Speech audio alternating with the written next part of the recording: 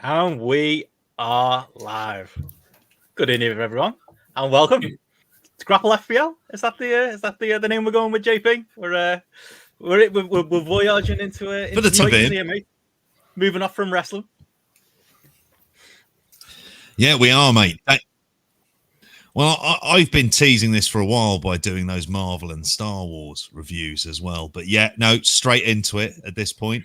Our second podcast of the day, as Christ intended. And yeah, big weekend of FPL to talk about. But what the title is, God knows. Give us suggestions, folks.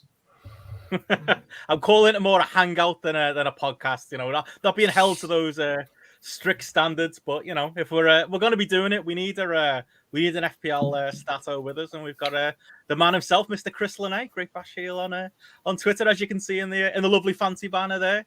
How are you, Chris? Mate, are you happy to you Mr. XG on this stream? That's the plan.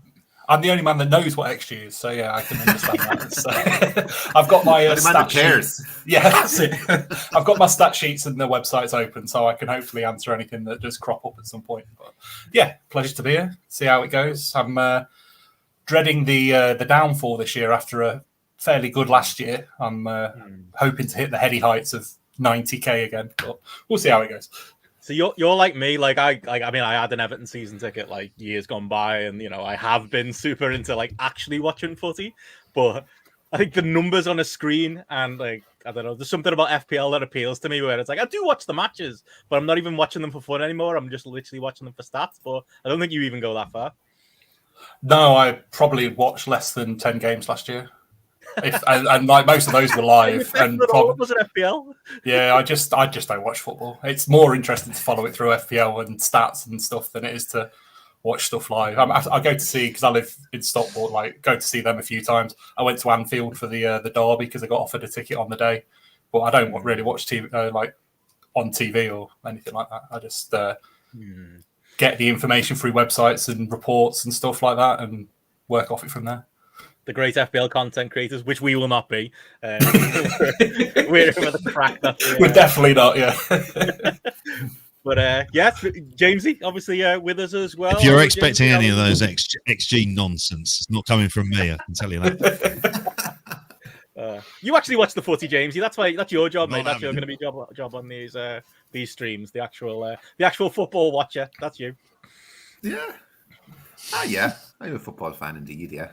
I tell you, FPL is a great thing when you're sitting at home, say on a Monday night, and the Monday night game is something like Wolves against Burnley, and you're like, fuck, I'm not watching that. And you're like, oh, but I've got Wout Weghorst up front. I have to watch Wolves versus Burnley, and all of a sudden that match becomes very, very important. Or even the guy you're playing against in the draft league, he might have a player from Burnley, and the whole result hinges on his player. So, like, this is a great way to make very, very mediocre football suddenly very interesting, isn't it?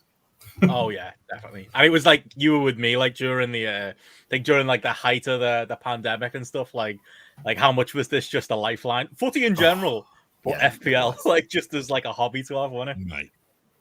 And it was great the way they scheduled it in that no match was on concurrently. So literally there was matches all the time. Like even like there was random times like it'd be a Thursday and there'd be a 6 p.m. kickoff. It was brilliant. I kind of wish they kept a schedule like that. It was really good. I've one here for JP. Can you see my jersey, JP? I had to wear a jersey today. Has it? Tell the thousands of listeners what jersey I'm wearing. You're wearing a Waterford jersey there. The great man that you are. And I know there's big news in Waterford hurling today, but maybe one day we'll do we should be doing the hurling fantasy cast. You've got to pay for that, which on principle I don't really want to take part in. Does it really exist? We'll happily play a draft league for money. I'll DM you later about that, JP.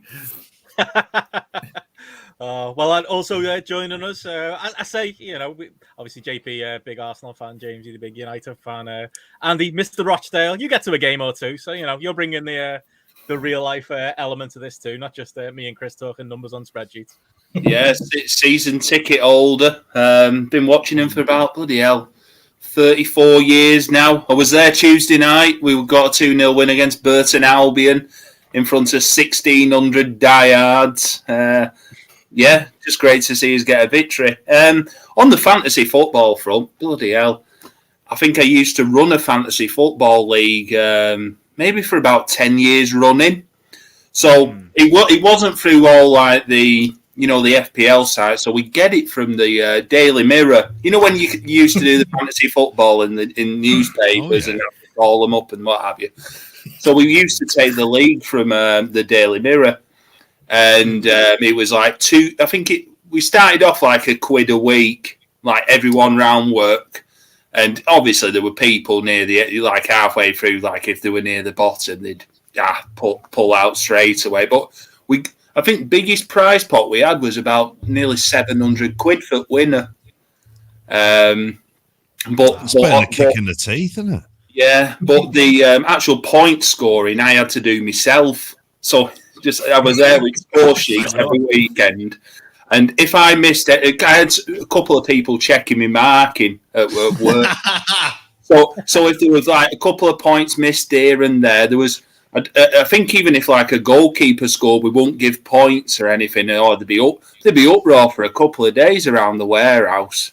Because I've not put a few points on. But yeah, no, thank God I'm out of that game, and it's all computerized online now. Oh yeah, I was just gonna say I originally did one that was in the used to be in the Telegraph, and you used to have to send off your transfers in the post. And that used to be the big one. But like there could be 3 days in between you sending the letter off and it getting there, and there's somebody gets injured in between. It's just it's such a nightmare of a time. But yeah. What's it? Connor puts there. I bet if you won, you got a right hoo-ha handy. So with that, there was generally about 20 teams in, and there was me and another lad, Craig, who'd have like 5 teams each, but we'd pick them for different people.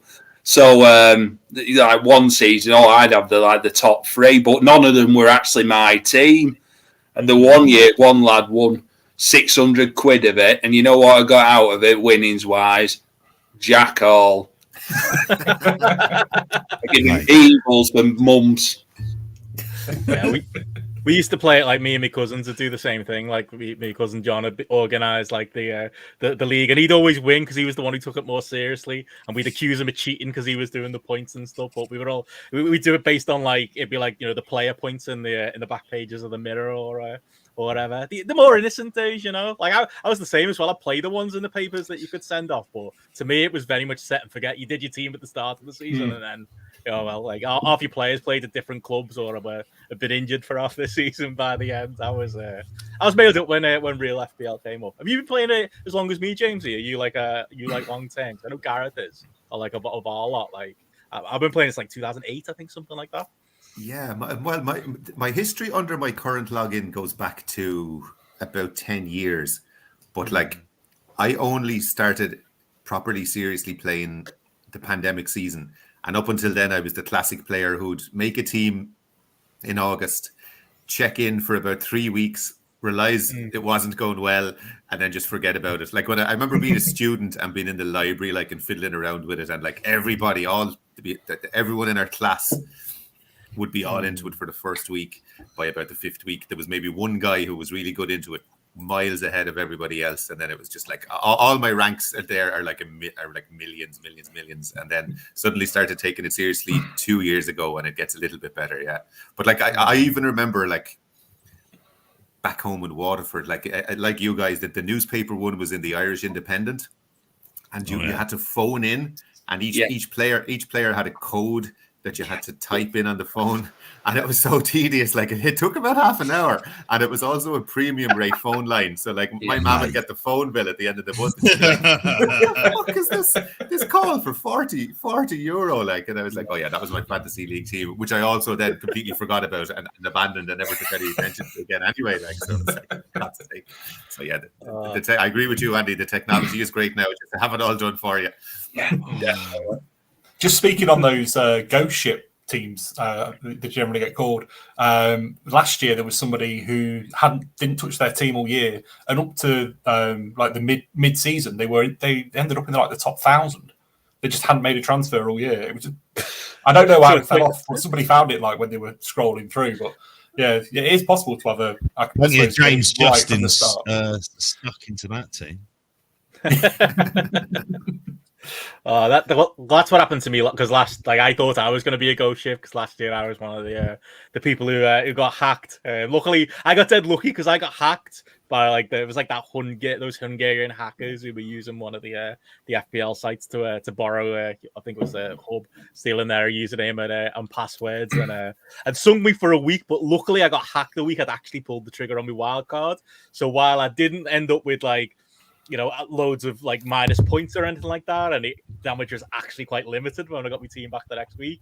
The team was nothing that I wanted, so I ended up spending 20 points on transfers. And I think Gareth worked out at the time if I'd have just left it, I'd have probably been 50,000 places higher up by the end of the season. But I wanted my team to be my team, not some Hungarian hackers team. But I'm realizing as I say this, it could have been much worse. No offense, Andy. Yeah, I know. 890. I think about 890 points I got taken off me in the end.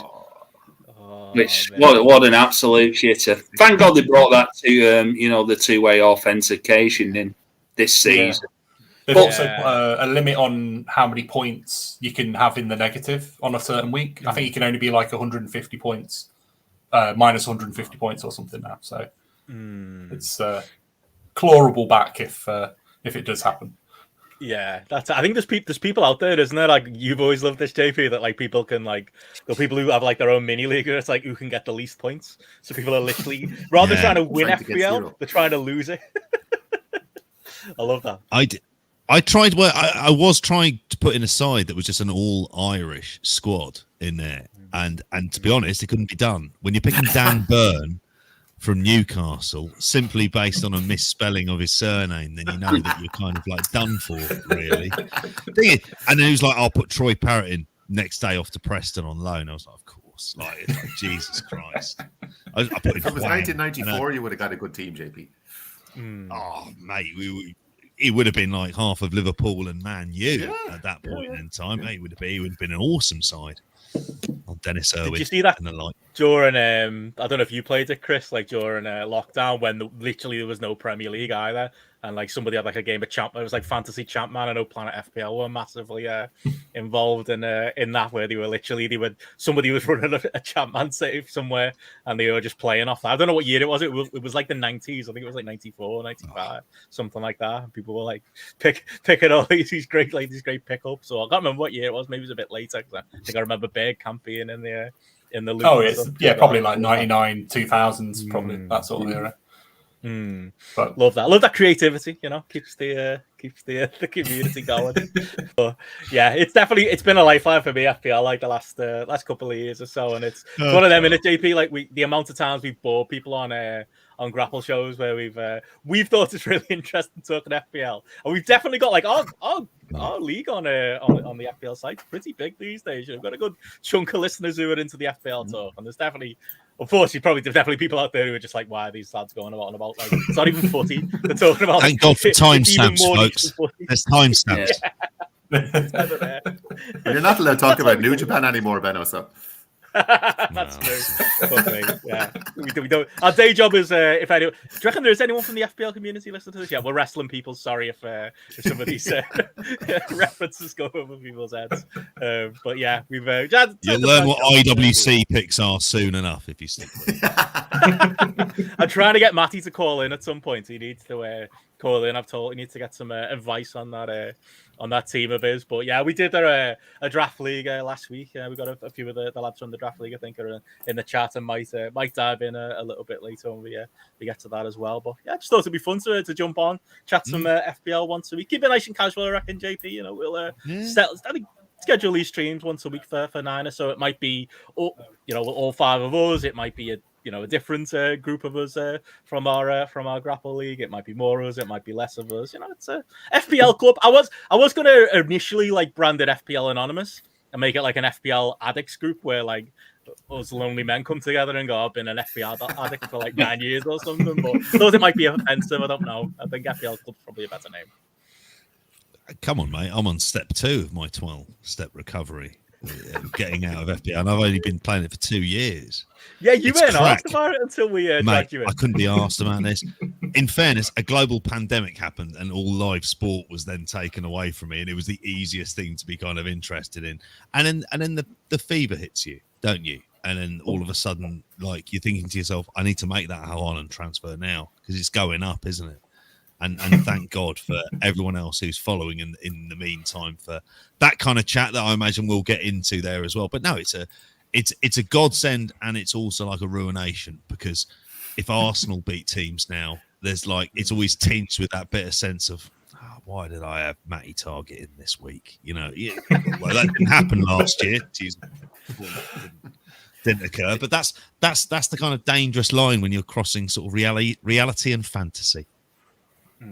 It took the edge off that 5-0 defeat that United suffered to Liverpool there last season. Was it Salah got 3 goals and 1 assist, or 2 goals and something? That was like, at least some good came out of it anyway. And like, you do feel bad for it though. Yeah, you do. You feel dirty, but at the same time, then you look at your score and you're like, well, look, at least something good happened today, you know? Yeah. What's the club's ever done for us, mate? Exactly. It's like, Arsenal haven't done a lot for me. I've given them quite a bit. I was thinking that about footy. Like, this might be controversial, JP, but I'm like, what are we actually all fans of? It's like the manager changes, the player changes, they'll move grounds. Like, are we just attached to the kit? Is that what it is? Like, the kit? Like, what is the actual thing that you're supporting that's like consistent over that time? The other fans? That's kind of it, isn't it? Yeah. Or in my case, just keeping an eye on every young Irish player in Europe. Like, just as some sort of bizarro world stalker project where a young lad going from Wolfsburg to NAC Breda on loan is like, that's a big deal to me. James will know what I'm on about. But it's like, yeah, ultimately the football starts to become secondary to it. Well, it's strange. We'll go through probably like some, the games that are coming up this weekend, and it's hard not to go into them without doing some element of football prediction as well. Yeah, that's it. Well, that's what we'll do. We'll go through like our points from the previous week, which is game week 1 this time out, or high score in game week. I think. I was going to say Lindsay's far too smart for us there. I was going to say Trigger's broom. I mean, it's the same concept. But...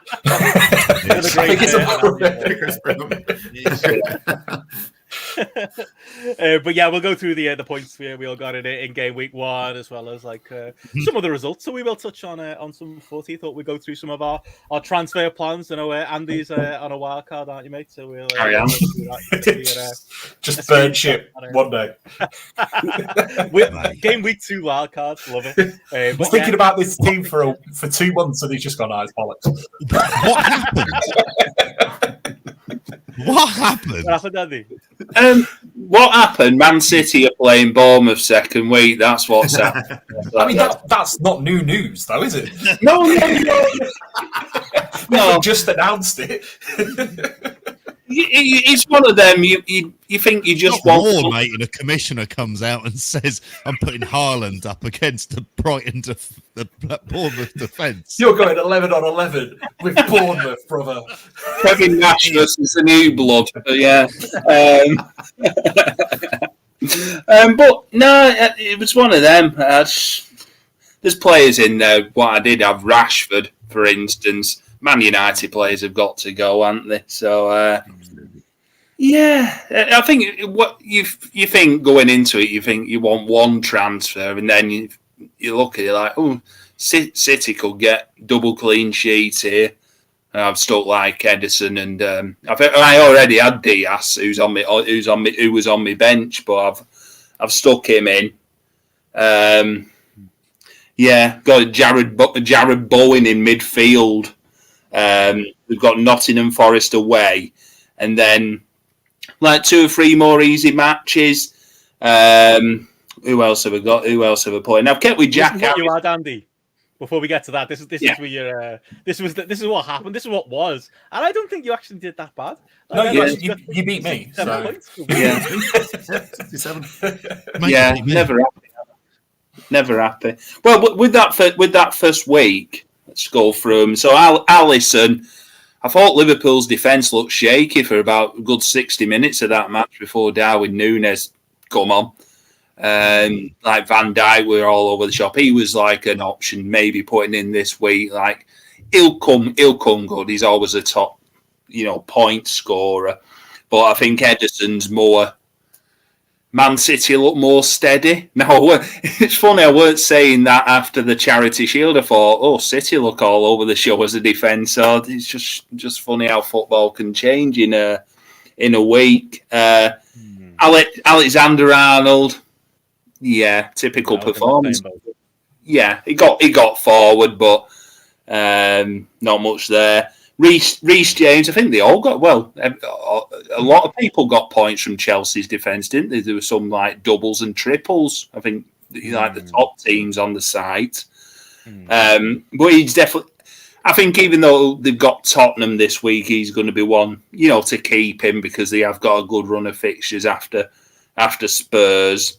And I don't think he's going to be moved out of the team. I did hear some previews saying, Tuchel saying he's not really that fit, but he still had a lot of the crosses and like touches last week, so he can't be doing that bad. Zinchenko, he looked cracking going forward, but nothing at the back for me against Palace. But he's going to be a popular signing for Arsenal. They were singing that bloody Spandau Ballet Gold tune to him in the first half for a good 10 minutes.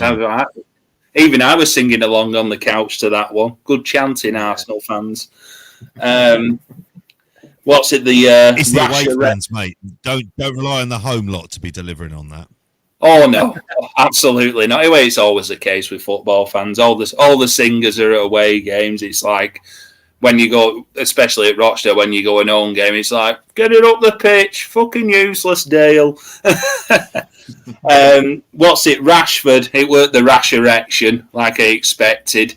He supposedly had one like that's the one with.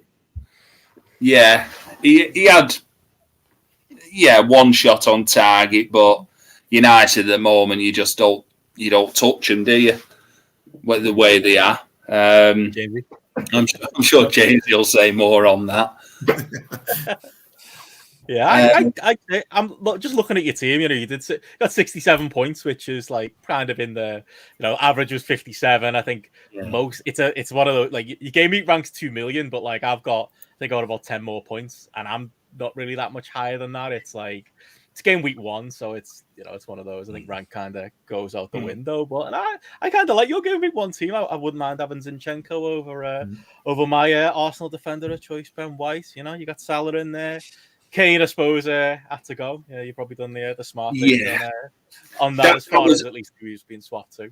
That was the one on Sunday, weren't it? I think I was way up there, like in every league I was in, and then switched on my phone because I was at the wrestling, watching Gene Money suck the life out of a building, and just say, oh God, Ireland's got 2 goals, and like look at live FPL, and I'm like 80 something, like good God, what's gone on here? It was always going to be one of them things, weren't it? Because like you think Tottenham naturally had the easier fixture against Southampton, but when you see like 1-0 down, like oh God, what's going on here? And then all the next 4 scorers were all ones who you never would have expected in Mumford Sundays to score. But Kane's had that issue like in the past where he's a notoriously slow starter and don't score till September. But the last couple of seasons he's been all right. Just say about Jack Harrison I mentioned. He's done well under this manager last few games. I think they said he scored 3 in the last 6, got a few assists. So he's a cheap one to keep in at 6 million at the moment. Salah, you know what you're getting, points. Dominic Solanki. I thought I've got to have something different, really. I didn't really fancy Mitrovic. Like first game at season against Liverpool, and obviously he went and put 2 in the net. Solanki had scored plenty of goals in the Championship, like 27 goals, and he just signed a new contract. He'd be Bournemouth's main striker, and just didn't produce the goods. So I think I've got shut of him. Jesus. Well, as soon as that first game finished, I think 600 managers just transferred him out straight away.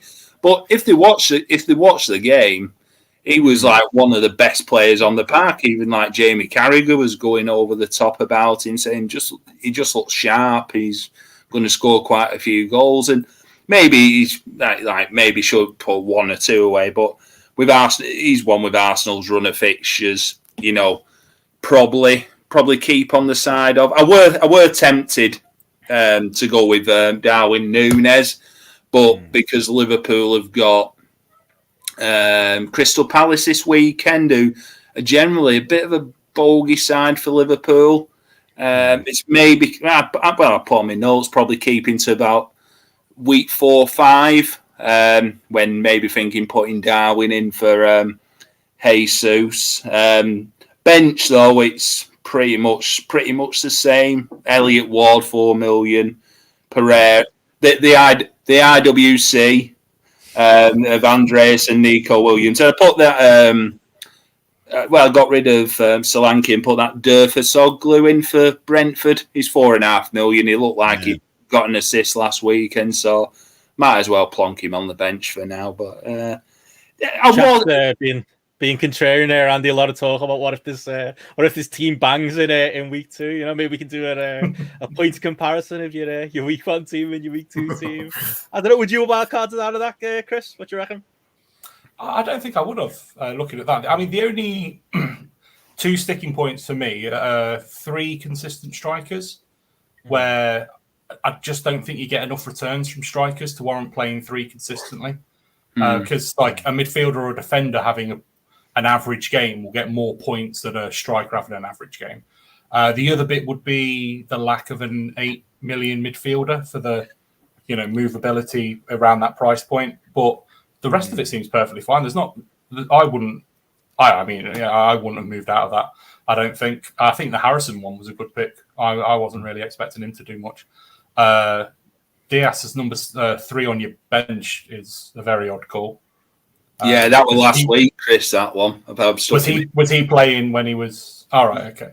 Yeah, it was one of them. I wanted to fit more in midfield and attacking than actually, because I thought, Man City against West Ham, probably a tough game for City, so that's why I kept with just 3 at the back, where I thought, they'll get like clean sheet. I mean, I'd have had him as number 1 on your bench though, over like Williams, but like even if you weren't playing him, sort of thing. But I mean, I wouldn't have gone out of that. I don't think it would have been a bad team going into week 2. You could have just transferred Kane to Haaland and then just moved on from there. That's what I would have done. I mean, that's what I've done this week. Yeah, I think that was the initial night one, Chris.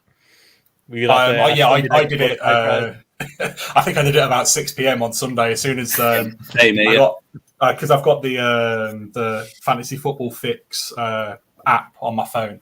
As soon as it started going to like 80% price rise, this is going to happen tonight. I was like, I'll get it done now. I did. I mean, I had 0.5 in the bank anyway, because I only did 99.5 on my team, so I would have been able to make the change either way.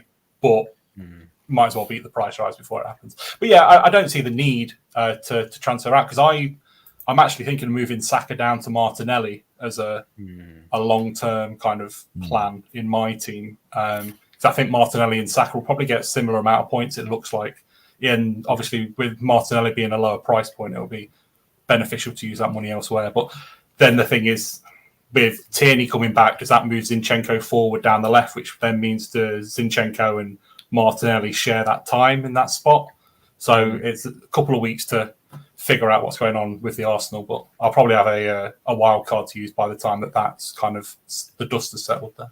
I think one of the issues I had, Chris, like using my wild card this week, because I tried to find a way of sticking De Bruyne in, because he generally does well at home games for City, and it was ending up like with £4 million defenders here, like Patterson, Everton, and Foul for West Ham, and I found myself like looking at it and thinking, what would I do for like week 3 and week 4? Because I'd be stuck with these £4 million defenders, and there wasn't much room for manoeuvre. Maybe have like Foden in there, but you can't trust whether he's going to be playing over Mahrez or Grealish. I know he played the first game, so I just think I went for a solid team that like putting Bowen in against Notts Forest, which I think he should get some points and shots there. I can see that. It just feels like you're not going to be able to do this every week and change the whole team. So if you're targeting teams that are your players that are going to do well in week 2, are they going to do well for the remainder now? Because you've got to go all the way through till the break, until the World Cup break now, without being able to make a mass edit to your team. Yeah, I think though with the team I have got, I will keep it easily up until the end of August. So like week 4, week 5. So I don't think there's much room where I will make a transfer. Maybe one I'm keeping my eye out on's Wilfried Zaha from Crystal Palace. When they get the better games in about week 4, week 5, he's maybe one to take out for Harrison or Bowen. But you know what, them two might be doing very well. Others I looked at was Cornet for West Ham. Who was excellent at Burnley. Probably one of the best players I saw live last season for Burnley, up against Rochdale in the League Cup. He was just rapid. But it's whether he'll get, a lot of first-team opportunity with Burnley. And another one I've spotted, he's back on the 20th of August for Brentford, Sergi Canos, who's an attacking midfielder down as a defender. He might be one to put in your team in about 4 or 5 weeks' time. One to keep an eye out on. What do you reckon on it in the ejector seat for Rashford there, James? United players out? Is that a good rule of thumb going forward? Definitely, because all summer, from the very first draft I did all summer, I had Rashford in, because the thing with him is 6.5 is a serious price. Like, he would normally be the 9 to 10 bracket. And if you look back at his goals and assists for not last season, but the 2 seasons before, he's something like 30, 35 goals plus assists in both of those seasons. So he's a high scoring player. And then in my final few drafts, I just got cold feet, and I thought, I don't know what way this Ten Hag reign is going to start. They had some sticky fixtures. The first 5 for United are sticky enough. Like there's the Brighton game, there's Liverpool in game week 3, and I thought, you know what, I'll keep an eye on Rashford. If he gets a couple of returns in the first few weeks, he's one you can bring in easily because he's at a good price. But like, Jesus Christ, after watching that game on Sunday, I wouldn't go near any of them, to be honest. The defenders, you're not going to get clean sheets. The attack looks like a bit of a mess. The midfield was never any good. So, for me, big pass. There's so much other value. There's so much other value in other teams that there's no point in taking a chance on United yet. I do think they will improve, because I do think it's the first time in years that they actually have a proper coach actually working with them on the training pitch week in, week out. So I do think things will get better from that point of view, but definitely a wait and see for sure. I say that's a big note on your team, James. You got the same points as Andy, game week 1 out, 67 all out, no United players in sight. Smart man. Yeah, no, I'm glad I got cold feet on Rashford. What I was surprised by, because I got 67 and I was pretty chuffed with myself. And I went onto the website. I was thinking maybe I'll be like 400k, 500k. I was like, Jesus, tough year this year. Like 1.9 million after what I thought was a very solid start. Like I wonder, is it that so many more people are so tuned in now? There's so many podcasts, there's so many content creators. That there is definitely more of a template now like that. That it's going to be harder than ever to kind of rank highly, I think. Yeah, I think especially Salah and Haaland both banging will have helped, because I always kind of hate the term casual fan, but people that just kind of put a team together, I guess, you'd naturally lean towards having at least Salah or Haaland in the team, if not both. And then so that's instantly 44 points for your team, and then the rest only has to do kind of well. And I mean, we discussed last week, it's easy to put a lot of the premium defenders in your team, so even if you just go for a big name in each position, you've got, probably Reece James or whomever, and then Salah, and then Haaland. You're already on 50 odd points, and then you only need to make up the rest elsewhere, I suppose. Well, going through your team, Jamesy, do you want to run us through how your game week went, mate, overall? Yeah, so it's I suppose it's in inverted, to use an IWC bit of terminology, it is a fairly template team, I suppose. A late move I made on Friday. I had Perisic in my team actually, and then the news came out from a pretty reliable Spurs source that neither he nor Doherty were going to start the game. So I switched out Perisic and brought in Trippier instead, which paid off great in the end. So it's like a clean sheet and a bonus point from himself. Cancelo, he's one to watch. I got 7 points, got the clean sheet this week, but definitely a more restrained performance from him, I thought, against West Ham. They were doing that thing where the two fullbacks kind of invert and tuck in to kind of play as a kind of a three-man midfield when they have the ball. So I remember last season he was nearly playing as a number 10 at times. He was right up on the edge of the box, taking shots, assists all the time. Just might watch him in terms of, are the attacking returns maybe going to he'll always get the clean sheets because it's Man City, but will the assists still come this season with him? So if that started to drop, you could maybe transfer him out and go for someone like maybe Kyle Walker or Diaz and still get the clean sheet points, but have a few extra million to play with. Reece James, 7 points, same as Andy had him. I thought Chelsea looked solid, but there's something to watch with Reece James as well. There's a little bit of talk that maybe they're playing Spurs at the weekend.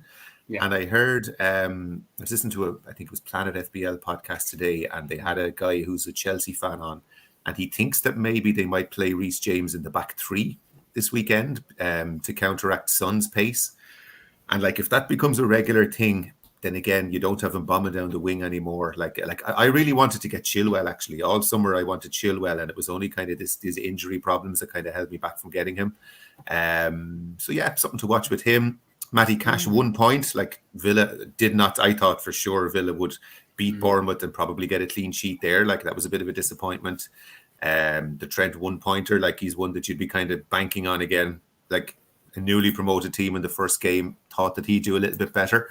Ramsdale, I was happy with Ramsdale because I think goalkeeper was a really kind of a difficult one. I didn't kind of racked my brains all summer. I was 4.5.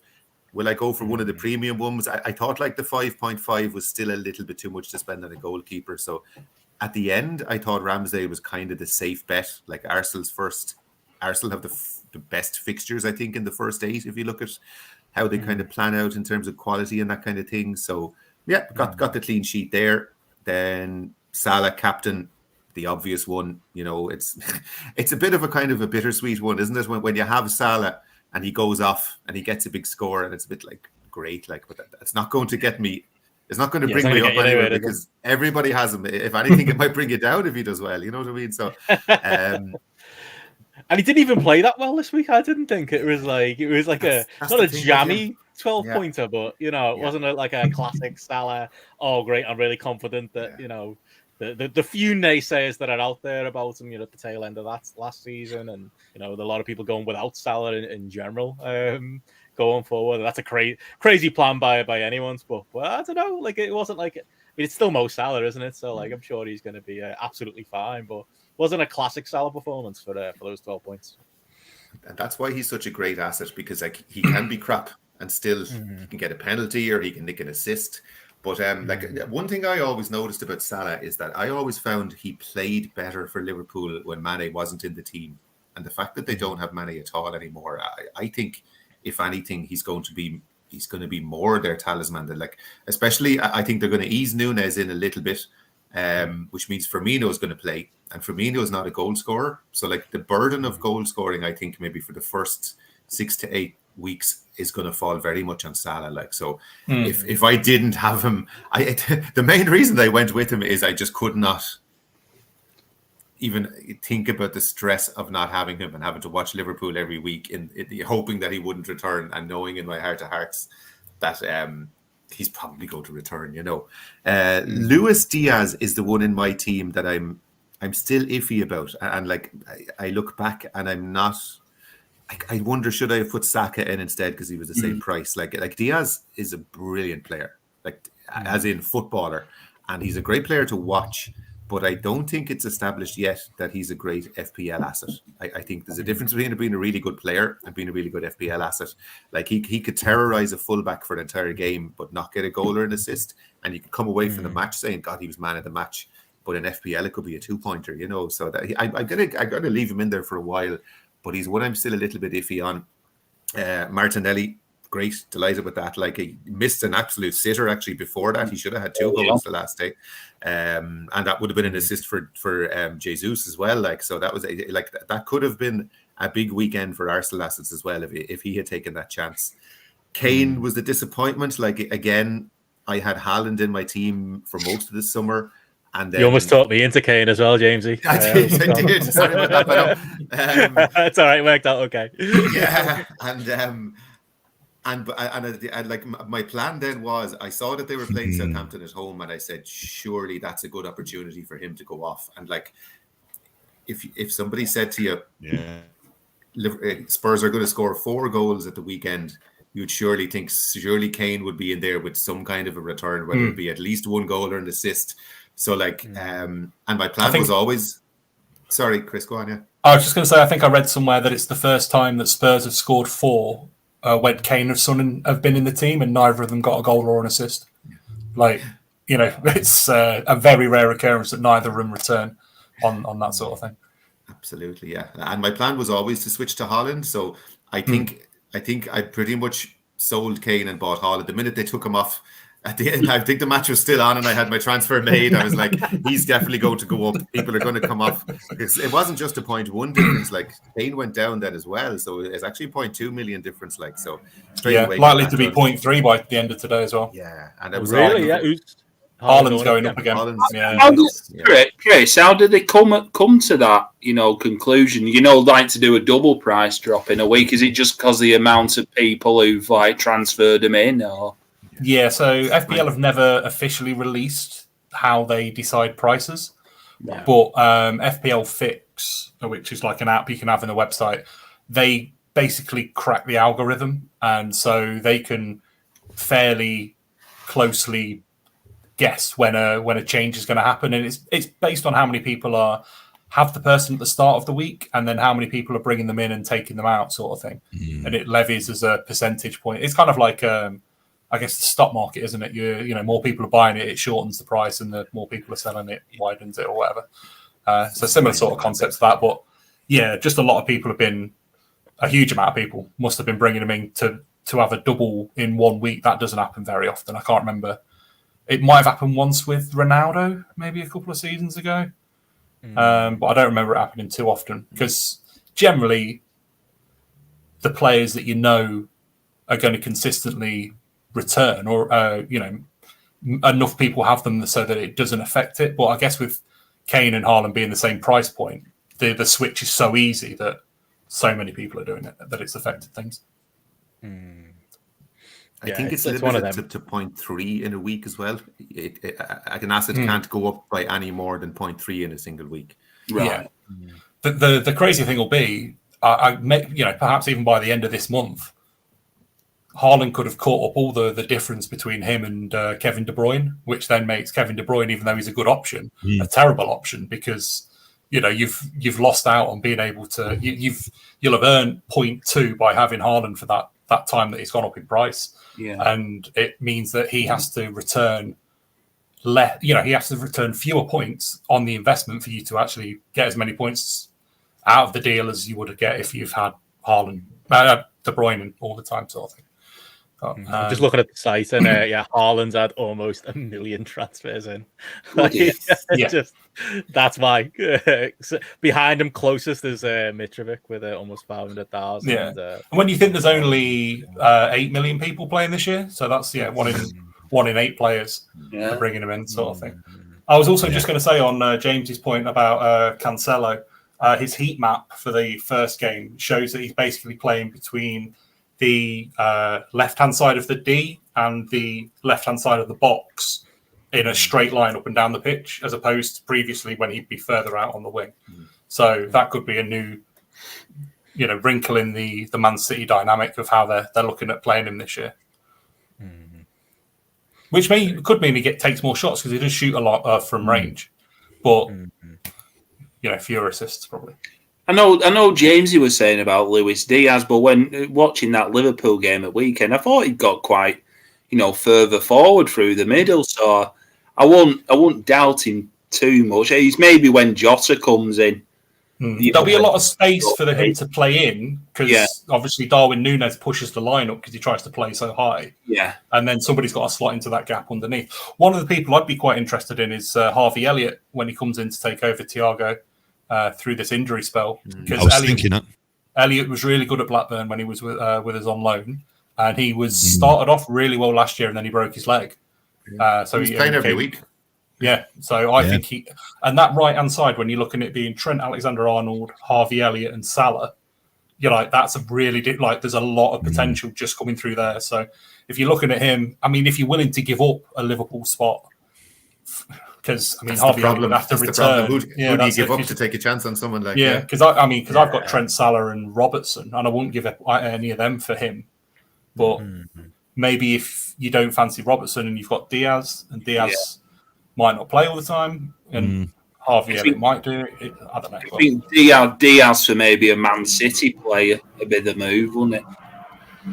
Yeah, if you've got Foden or Mahrez or Grealish, I've got Grealish, but this is kind of the test now because Grealish played all of last week. Does that now mean that he doesn't play this week and Mahrez gets to play and that sort of thing? So there'll be a bit of pep roulette to try and figure out. Kulievski seems like the one to go for, even though his price has gone up. Mr. Assist, isn't he? Kulievski. Yeah, the way Spurs play with everybody quite wide out, their wing backs and their kind of attacking, their wide attackers seem to be where everything's coming from. So it could be one to look at. Any big regrets from your team, Jamesy, this week? Anyone because it's always the way, isn't it? You're like, someone knocks one in, you go, oh, I had him. And then it turns out you had 40 players in your draft. We all had everyone, didn't we, at some point? Over the course of the summer, I had the entire, every player in my team. I suppose, regretting not having Haaland, I suppose, in a way. I would have saved a transfer and would have got, another 11 points in what I had. But I think the thing with FPL is, if you can look back at your decision and say, there was sound lad. I look back at that and say, I specifically picked Kane game week 1 because I wanted to target that Southampton match. I was right in that they hammered Southampton, and I was probably unlucky in terms of that he didn't get any returns in a match where they hammered a team. You know what I mean? So I don't particularly regret that. I think it's a solid template team, and I'm pretty happy with things overall. Just one last thing. I was really impressed with Andreas Pereira for Fulham. He is suddenly now, I'm looking at him on my bench and thinking, there's definitely games where if they have a nice fixture and one of my players has a really sticky fixture, I wouldn't be too upset about actually starting him. I thought in the summer, bench fodder, bring him in if there's an injury. In game week 3, for example, I think Newcastle have, it's either Man City or Liverpool, and I've Trippier in defence. And I think Fulham, City. And I think Fulham have someone like Brentford at home. And I'm thinking, I could easily sub out Trippier there and play Andreas and hope that he gets, because he's taken corners. He played really well, I thought, the last day. He's definitely going to play 90 minutes for them every week. So he suddenly becomes a much better option than I thought he would as well, Yeah.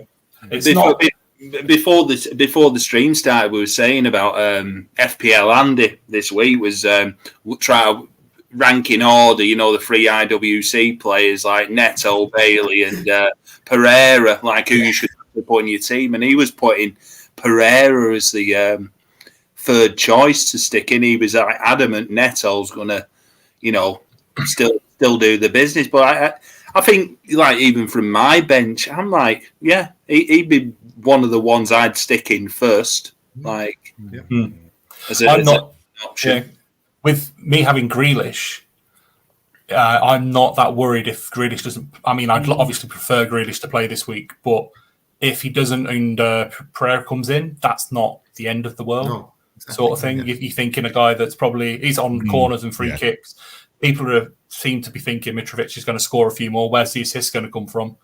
probably Pereira sort of thing. So it's not a He's playing not a number bad 10, little really high up yeah, as well. exactly. So, and it's not like he was. 4.5 I mil. mean, I was going to say he's Yeah. playing just behind Mitrovic in a 3, isn't he? So Yeah. in the centre of a 3. so yeah, it could be an interesting one. Well, on that note, Chris, we'll have a look at your team Oh, dear. next, mate. 65, couple below the lads. Wildcard country for you, is it that, mate? No, it's respectable call, I reckon. Yeah, it wasn't too bad in the end.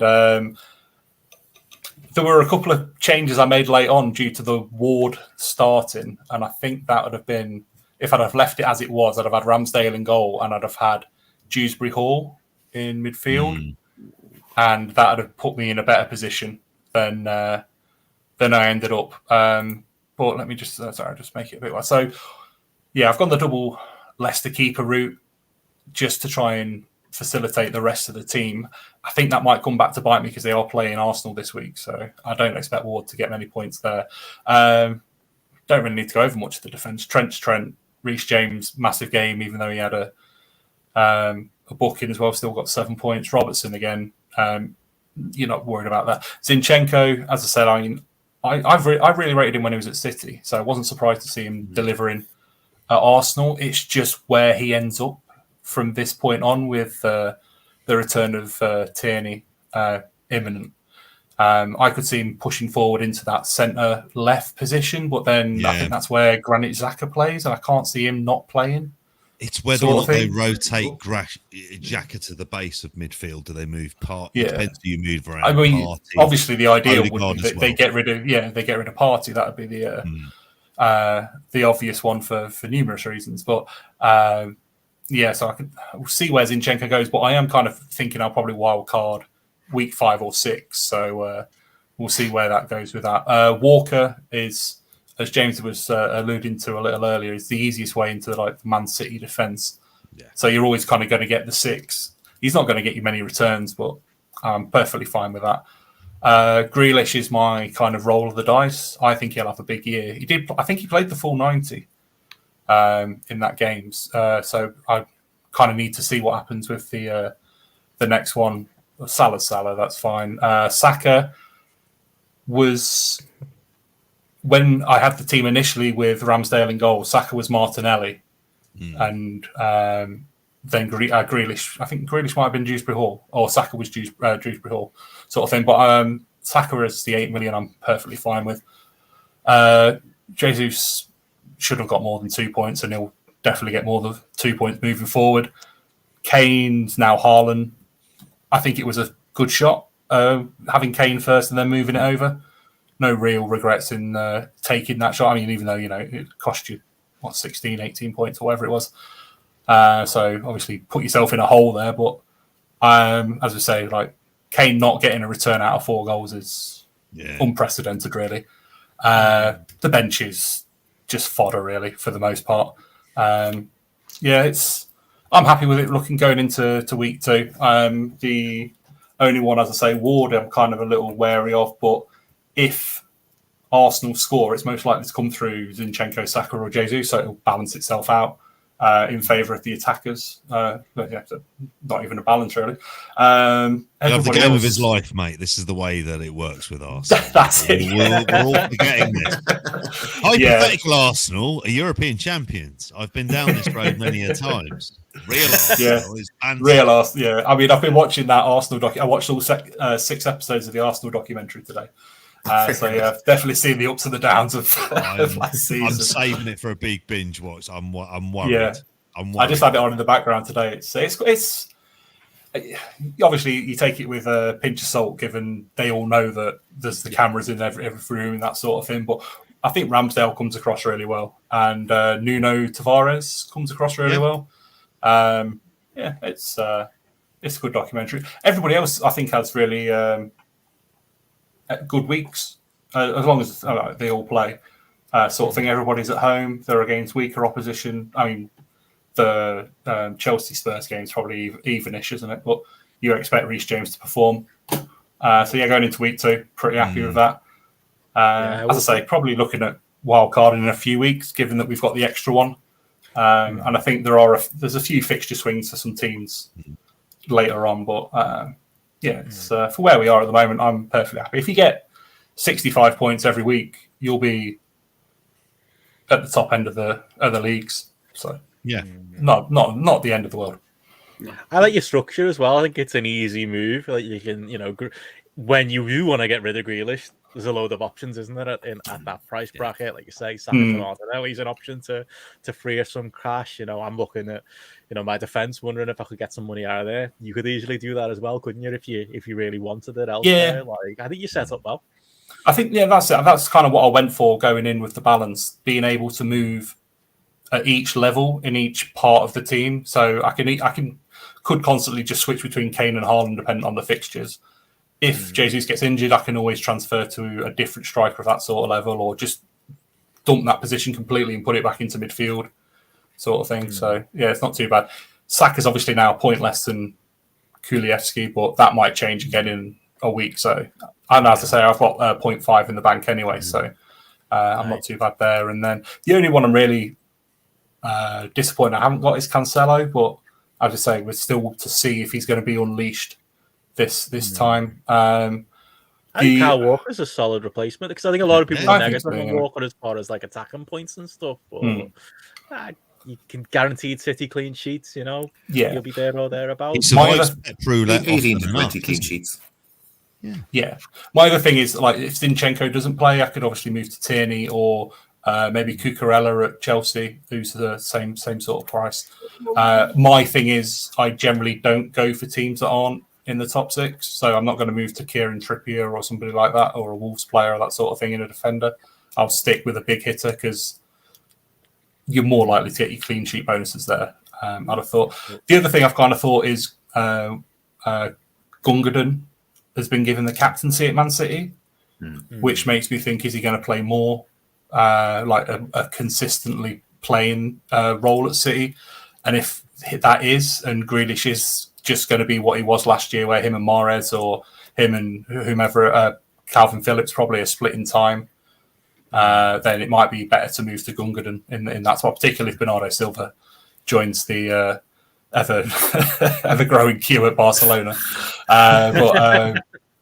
Yeah, well, what is going on over there? They've got no money and they're still buying players. What are they doing? Yeah, well, they're apparently about to release Christensen and Kepi, who they've only just signed because they can't register them. So it's mental. We'll see. It's absolutely mental. Okay. Yeah, Rafinha will be back in the Prem in like a month. Yeah, so I'm still holding out hope my team name will be relevant. One of the things I was thinking about with your team name is, like, I do think that if you name your team after a player, you have to have that player in your team. So, I have to buy a United player. Well, he might go to Chelsea. Not that we're FPL experts. Chelsea, so. Not that we're FPL experts now, Chris, but back, like, we weren't always as smart as we are about FPL these days. But like when I first started playing, like for some reason I thought it was funny to call me team FC Phil Neville. At the time when Phil Neville was playing defensive mid for Everton, like 2009, game week 1, my first ever FPL week, I captained Phil Neville.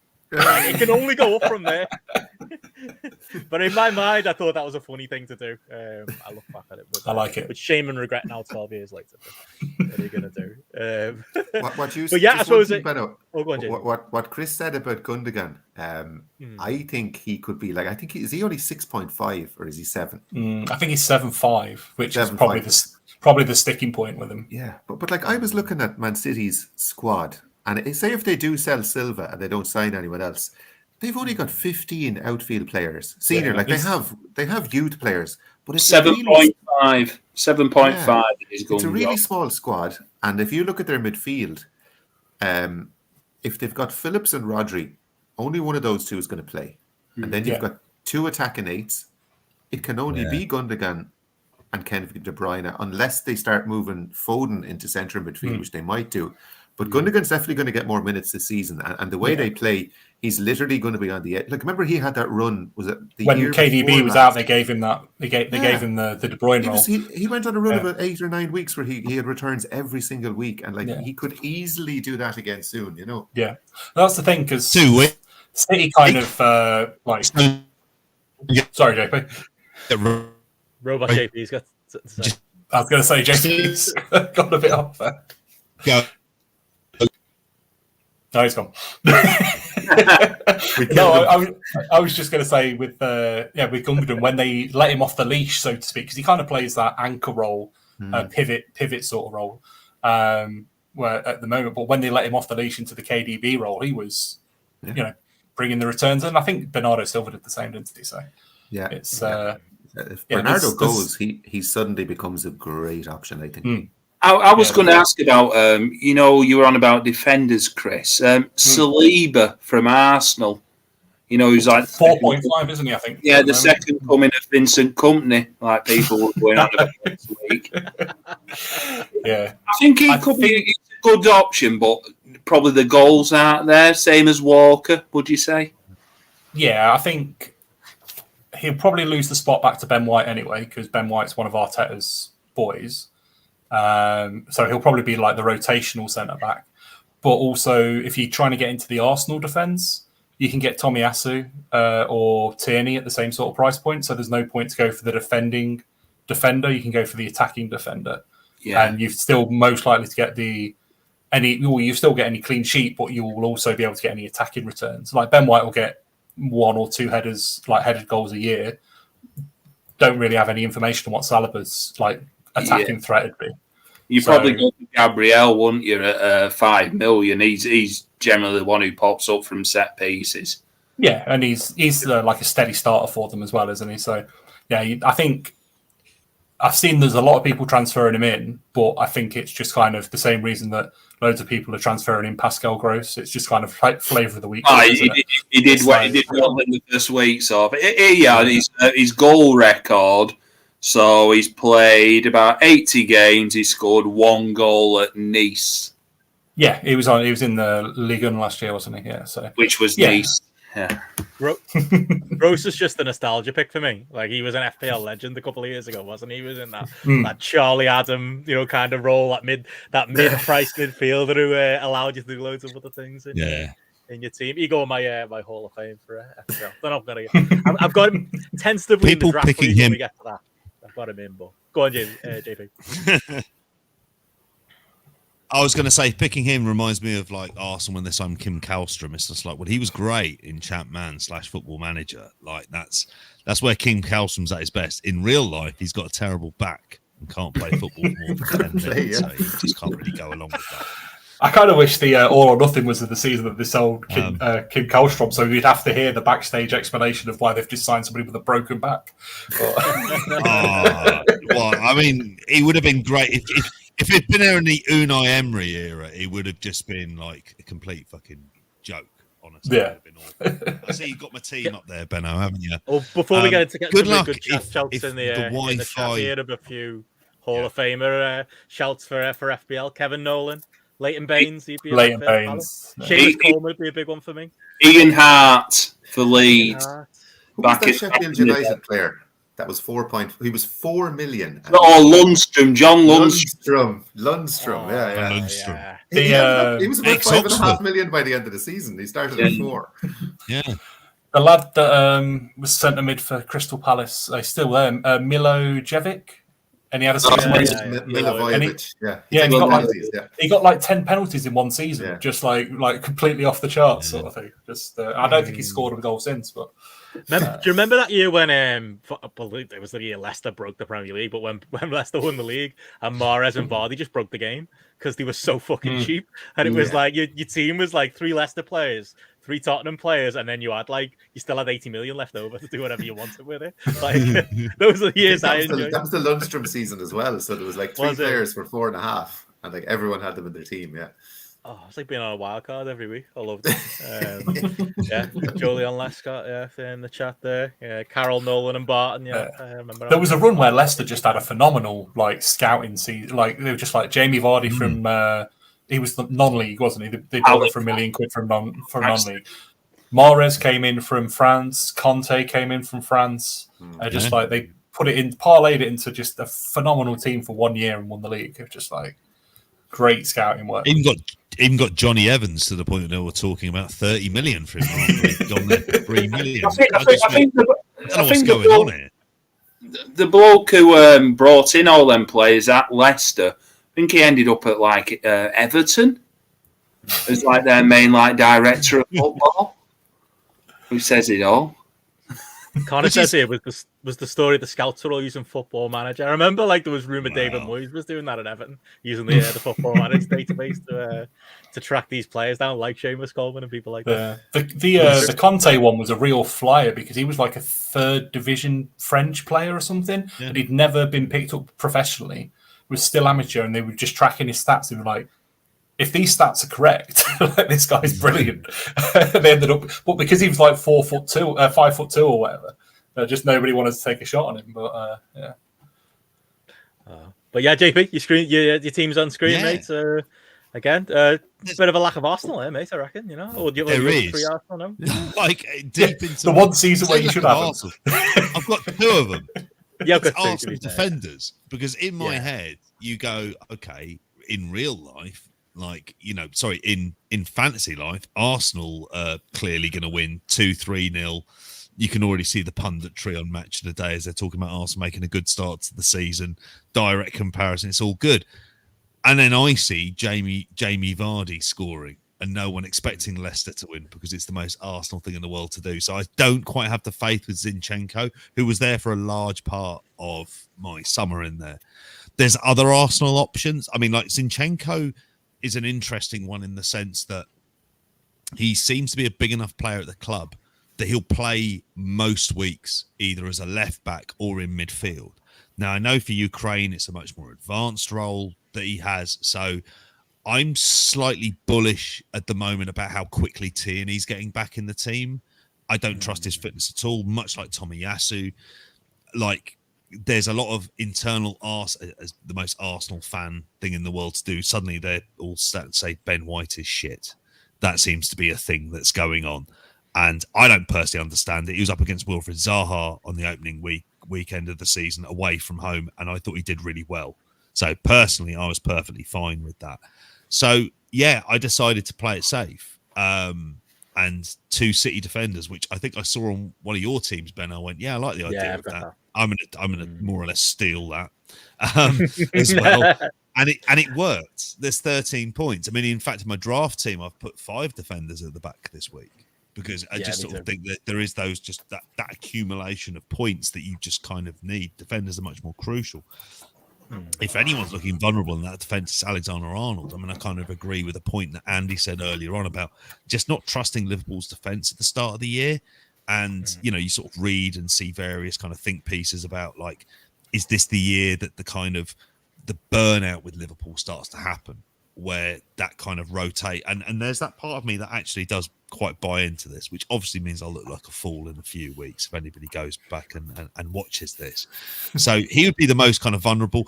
Newcastle's defence, there's something about Eddie Howe at the moment. I mean, it's not to be sniffed at in terms of the points total that they've got.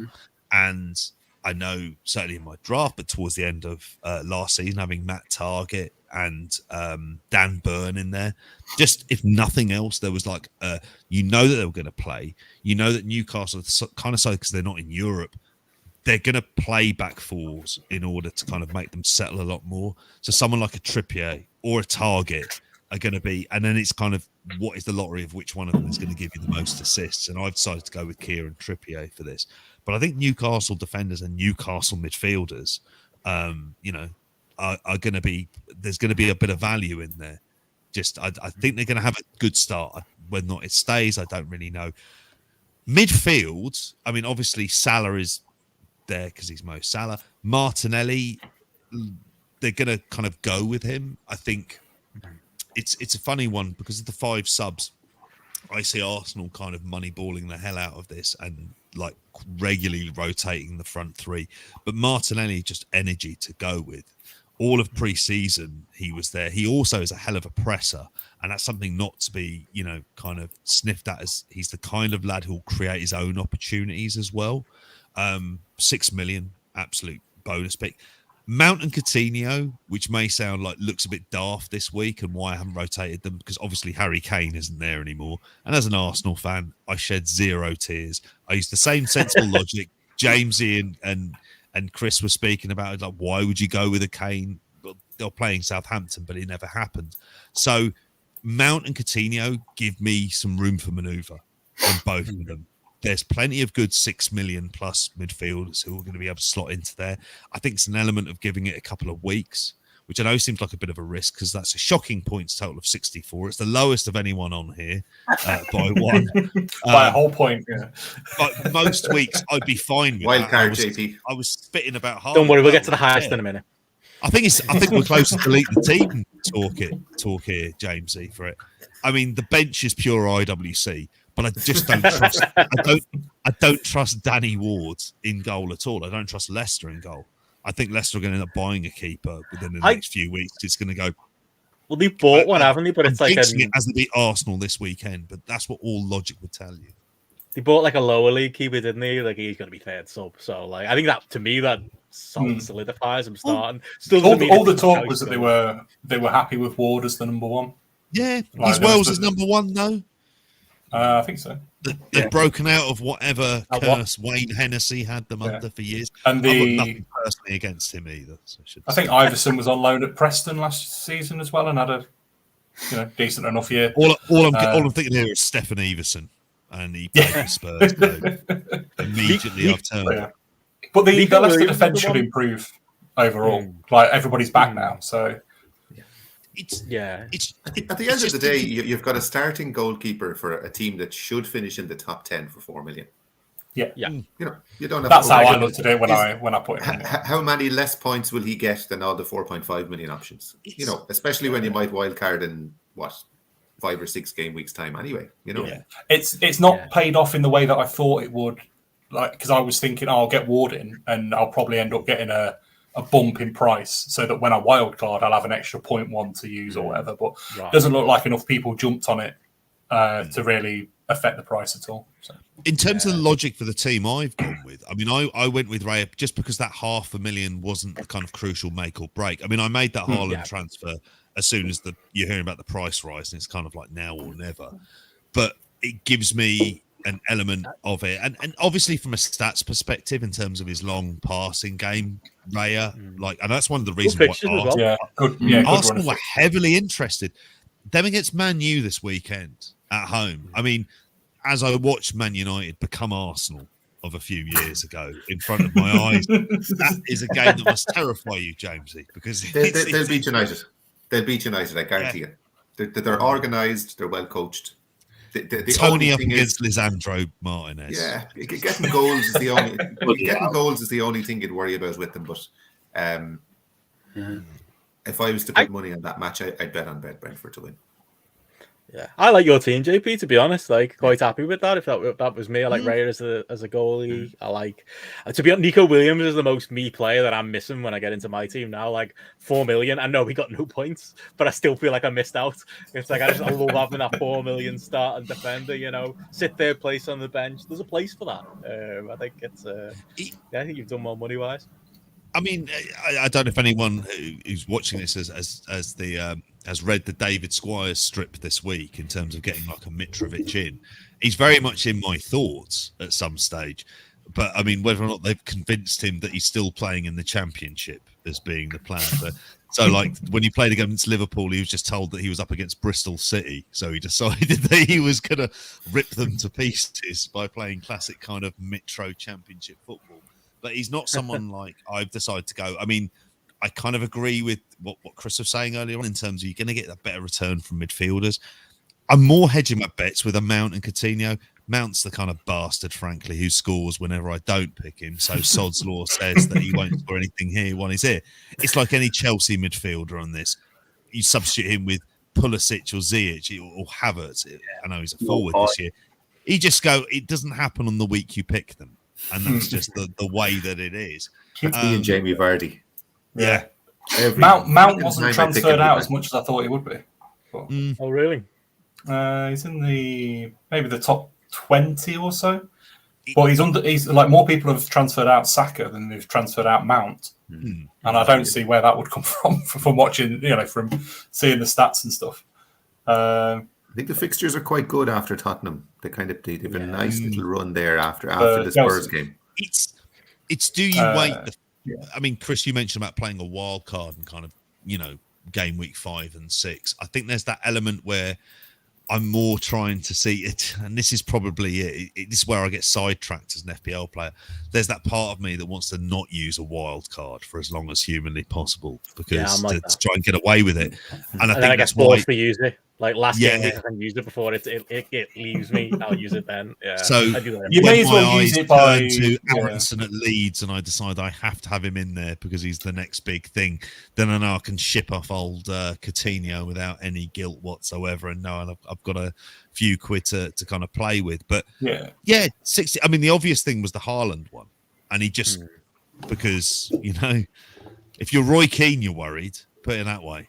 Because old Alfie Inger has got his revenge in an ultimate way by saying it's uber hard done round.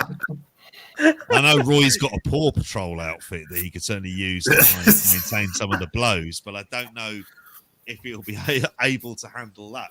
It'll be fascinating. I'm really hoping to God. I mean, again, that's it. It's the punditry that will go alongside it for me this season. It's Roy commenting on Erling Haaland is something for me. I want to see the bitterness and resentment because that's the Roy I love. Roy Keane must be really bitter that he hasn't actually had a son that's made it a good level in football, so that they can continue this rivalry. El Hijio Roy Keane versus Haaland Jr. or whatever. He has 5 kids, doesn't he? So he famously has all of them tattooed on his arm, but he doesn't have his wife's Teresa's name tattooed on there because he said that he goes, well, they're my kids forever. I don't know if you'll always be around.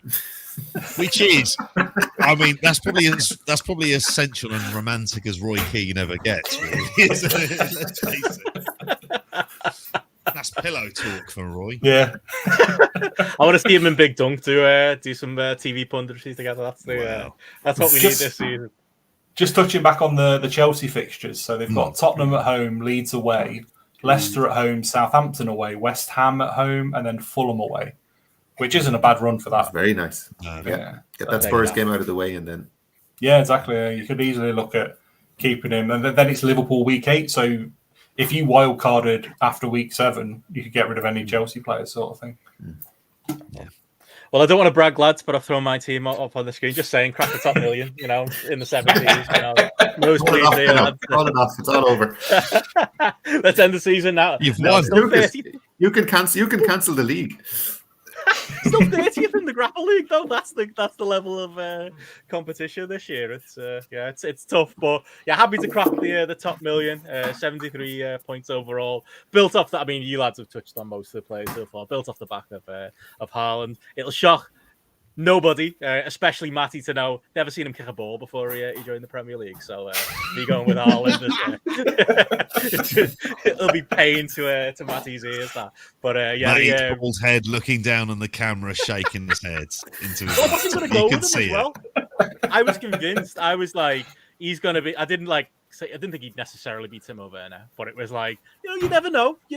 And I was set to gamble against them and think it might take a while. We'll see what happens. I did watch the Charity Shield and kind of thought, maybe like this bandwagon everyone's going with, and it worked out balanced. Like that week, that day that we all, we found out about Kasper Schmeichel leaving Leicester and realised, and this is music to my ears. 2 4 million goalies was something I was never going to pass up on. As soon as I could do that, that was the moment it was like, well, I'm going Threemium, I'm going Salah, I'm going Son, and I would have gone Kane as well, but it just felt like I'll hedge me bets, I'll bring in I'll do that. If you've got Son, you don't need Kane, really, do you? I guess that's kind of... It's one of them, though. If one of them bangs, the other bangs, so there's... It's that kind of balance, but I'd rather spread me chips than go all in on Spurs. So that's literally, I can't take a huge amount of credit for it, other than the hive mind of all of the FPL in the nose. We're going for Haaland, so he ended up in my team. Didn't captain him though, went with the Salah captain for a solid 24 points. Martinelli I was proud of. James, knows this. I was fighting the just in general, and JP knows, I'm not, Arsenal have been my bogey team as far as FPL goes, and I know I've got 2 other players there. But just something about Jesus up front didn't smell right for me. Like, it was just like I was trying to make it work money-wise to keep him in. I was like, I literally just got him because everyone else has got him because he had that stupid 75% ownership.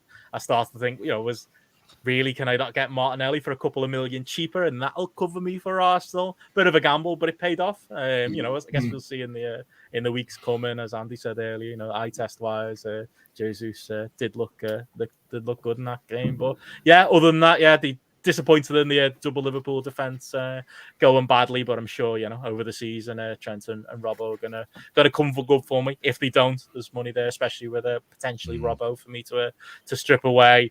Bailey is the IWC pick, not necessarily because I thought he'd do well, more because he was a cheap player that I could slot in at that 5 million. I was gonna say if you didn't watch FPL content, I don't think there's a chance you'd pick Bailey at that price point.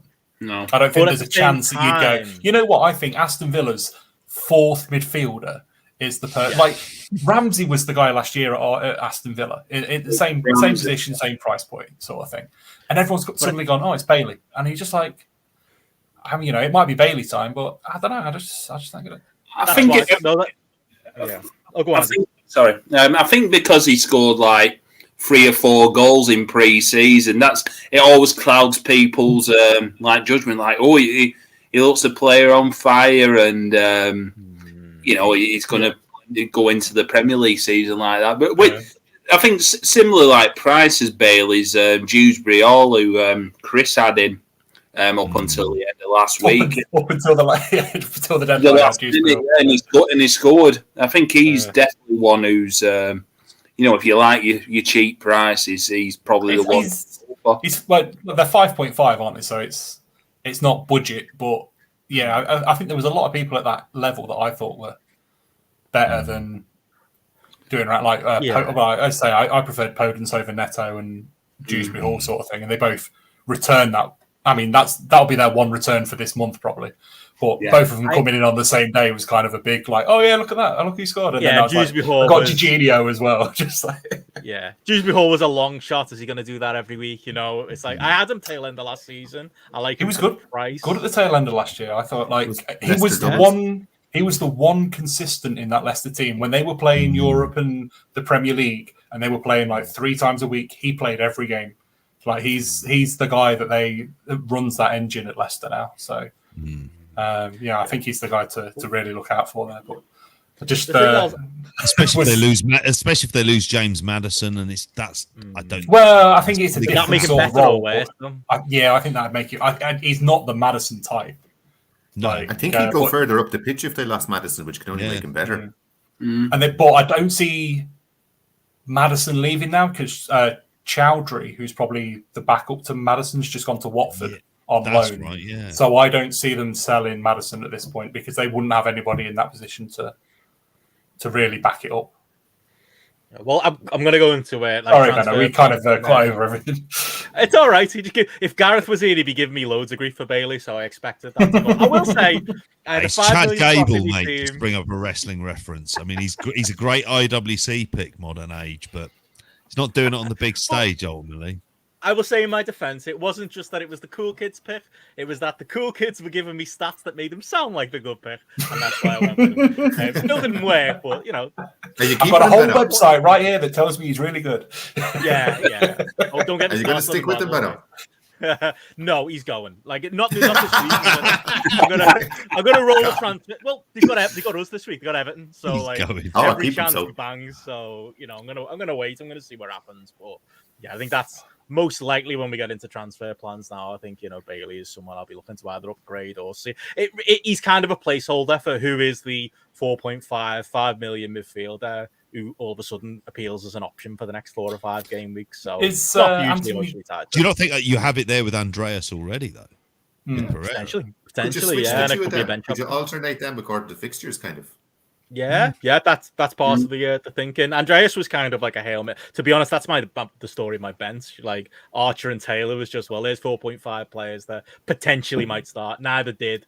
They'll have to move on as well, but. Yeah, maybe that's the fire I need to put out those lads there. But Andreas, could potentially be a starter, couldn't he?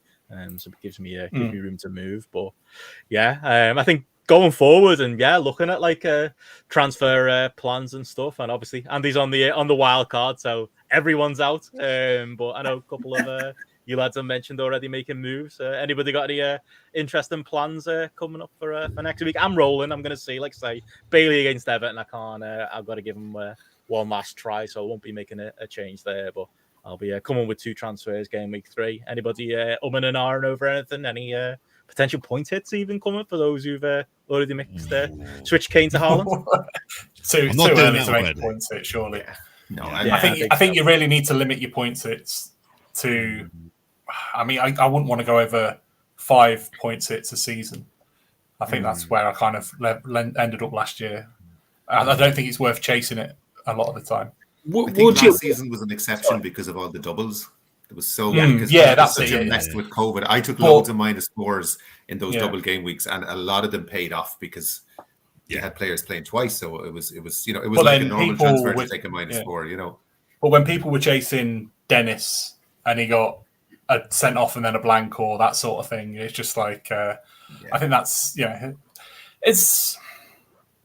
it can work if it depends how early you do it as well, because obviously if you take a -4 and there's still like you're going to keep that player in for 5 games, that player could outscore that player you've taken out by more than +4 and it'll balance out sort of thing.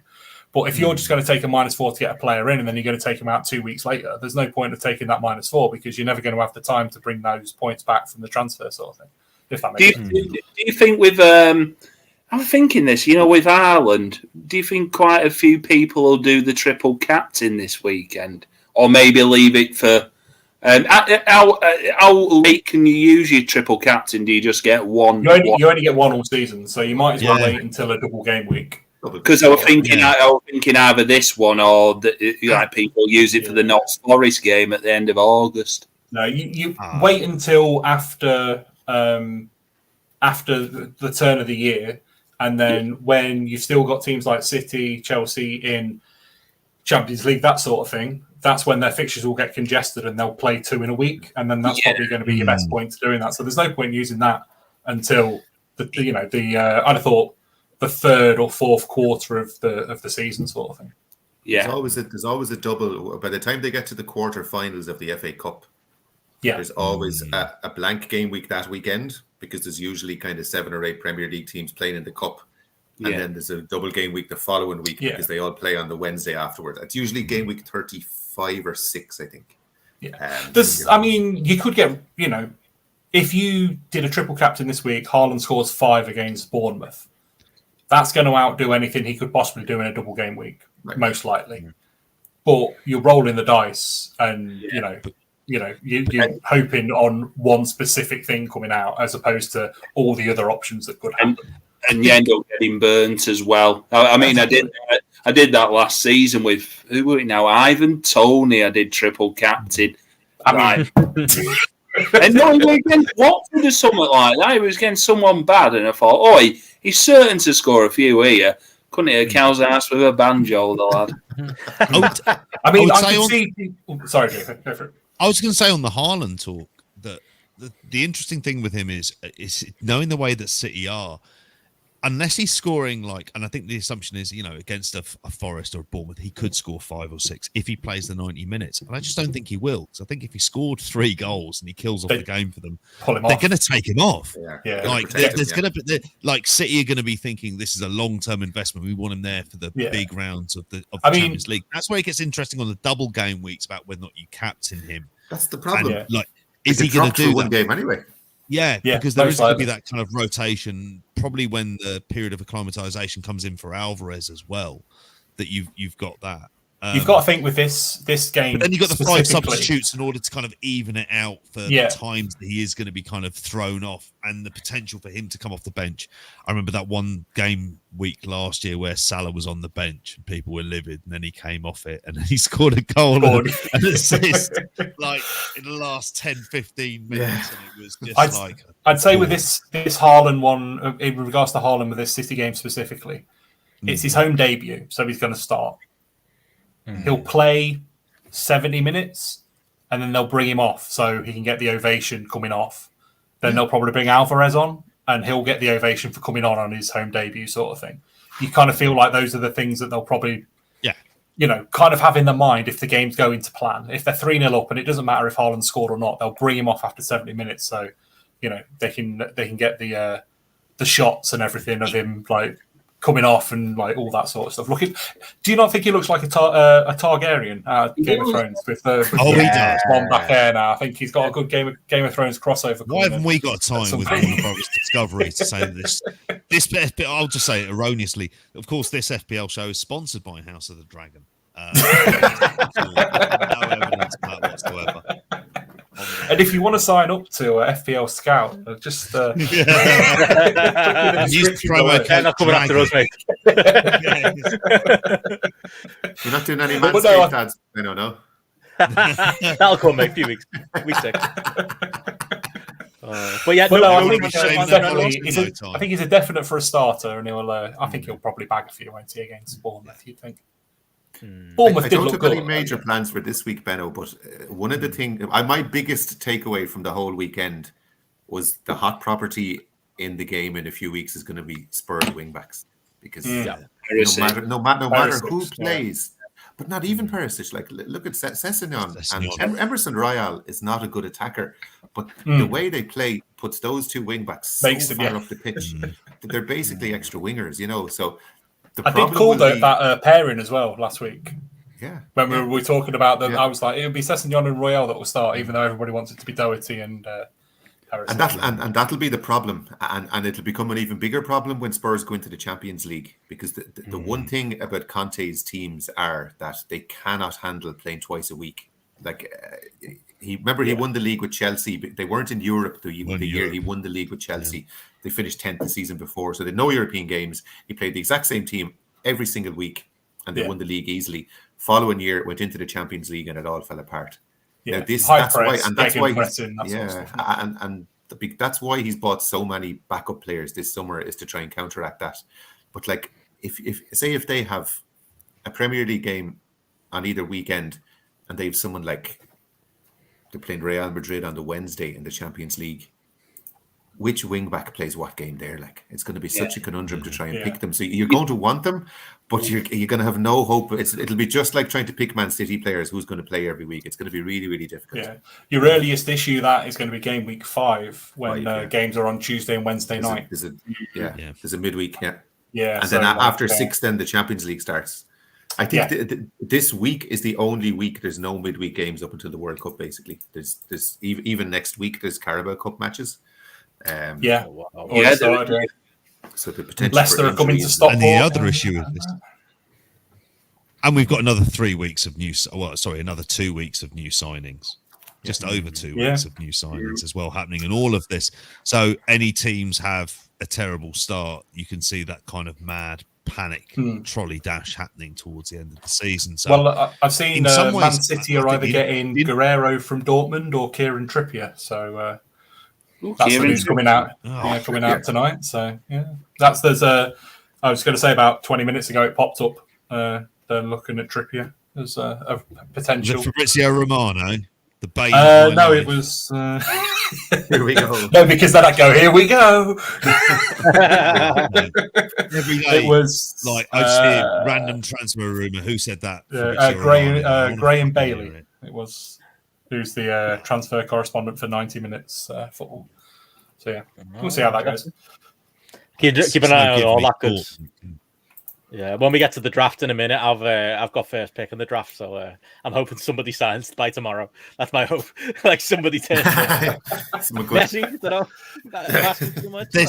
because in the draft. There's a Brentford player that Brentford had just signed somebody that I'd be interested with, and he's not. He's not available until the following game week. So he'll have to lose 2 game weeks in a row. Of course, shit. Okay, gross it is then. That's what's happening. I was going to say whoever gets Dewsbury Hall is going to get an interesting offer from me Friday morning. So is he available? They can't refuse. Yeah. I got him and then shipped him off for Dele Alli, James. So he he'll come back on now. Yeah, absolutely killed my plans as I was going through things. I was like, who the taken Dewsbury Hall in like the 8th round or whatever it was? Turner. I said Turner, didn't I? Mistakes were made. All right. Okay. I think that's what you said. But yeah, quickly before we get into the draft, so there's no big transfer plans. Like I think everyone in the world has either done the Kane to Haaland move, potentially like Andy on a wild card, but mostly rolling. It's not an exciting week, I don't think, transfer-wise. No. Ideally rolling a transfer this week for me. I read with the wild card, only 3% of like managers have done it, so I'm in like the 3%. Don't know if it's a good or a bad thing, mate. We'll see. We'll see.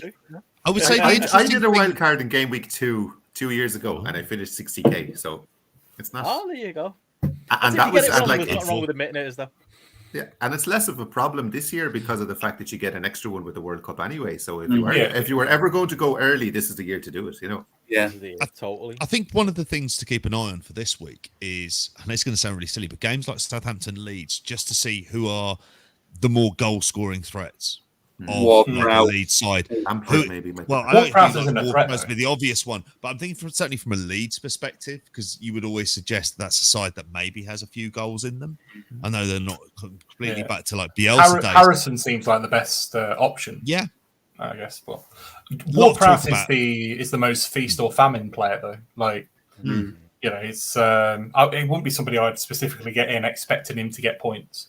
It's like I was saying to you earlier about Southampton, like seeing the interview with Hasenhuttl, and he just looks like doom and gloom. Yeah, and there's also talk that Che Adams is on his way to Everton. So yeah. I'll take that. I also think Brighton Newcastle is an interesting.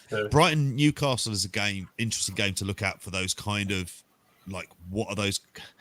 Who are those kind of cheaper defensive signings? I think in particular, I mean, Cucurella in the team for quite a bit last year. Spoke about Newcastle defenders earlier on. I think there's value in those first few weeks. Like certainly. I think the one from Brighton would be Lewis Colhill, who's gone the opposite way in that Cucurella deal. That might be an interesting way if he's. I'm not sure how attack-minded he is, but a lot of people have been saying to me he's very good defensively. So it could be interesting. It's just hard. It's just hard to see Potter and the kind of coach that he is changing too much necessarily around the defense. Lamptey was good last year from Brighton. Tariq Lamptey, I think it is, isn't it? He's like a good attacking option from them. And I think the other side's Webster? Is it still Webster? I think plays on the other end. Byron Webster. Still Lewis Dunk. Yeah. Lewis Dunk is still there. Yeah.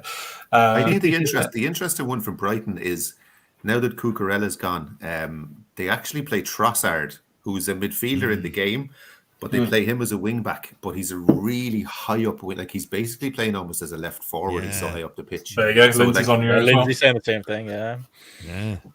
And it does make you think as well. I mean, you're not going to have the problem with him even if he is playing as a defender that he'll be playing regularly, but he won't be conceding points from goals. Exactly. You don't have to worry about that. And he's so high up the pitch. And he's the kind of guy that can go on a streak of 5 or 6 games and just completely explode. Haven't also about I'll go on, JP.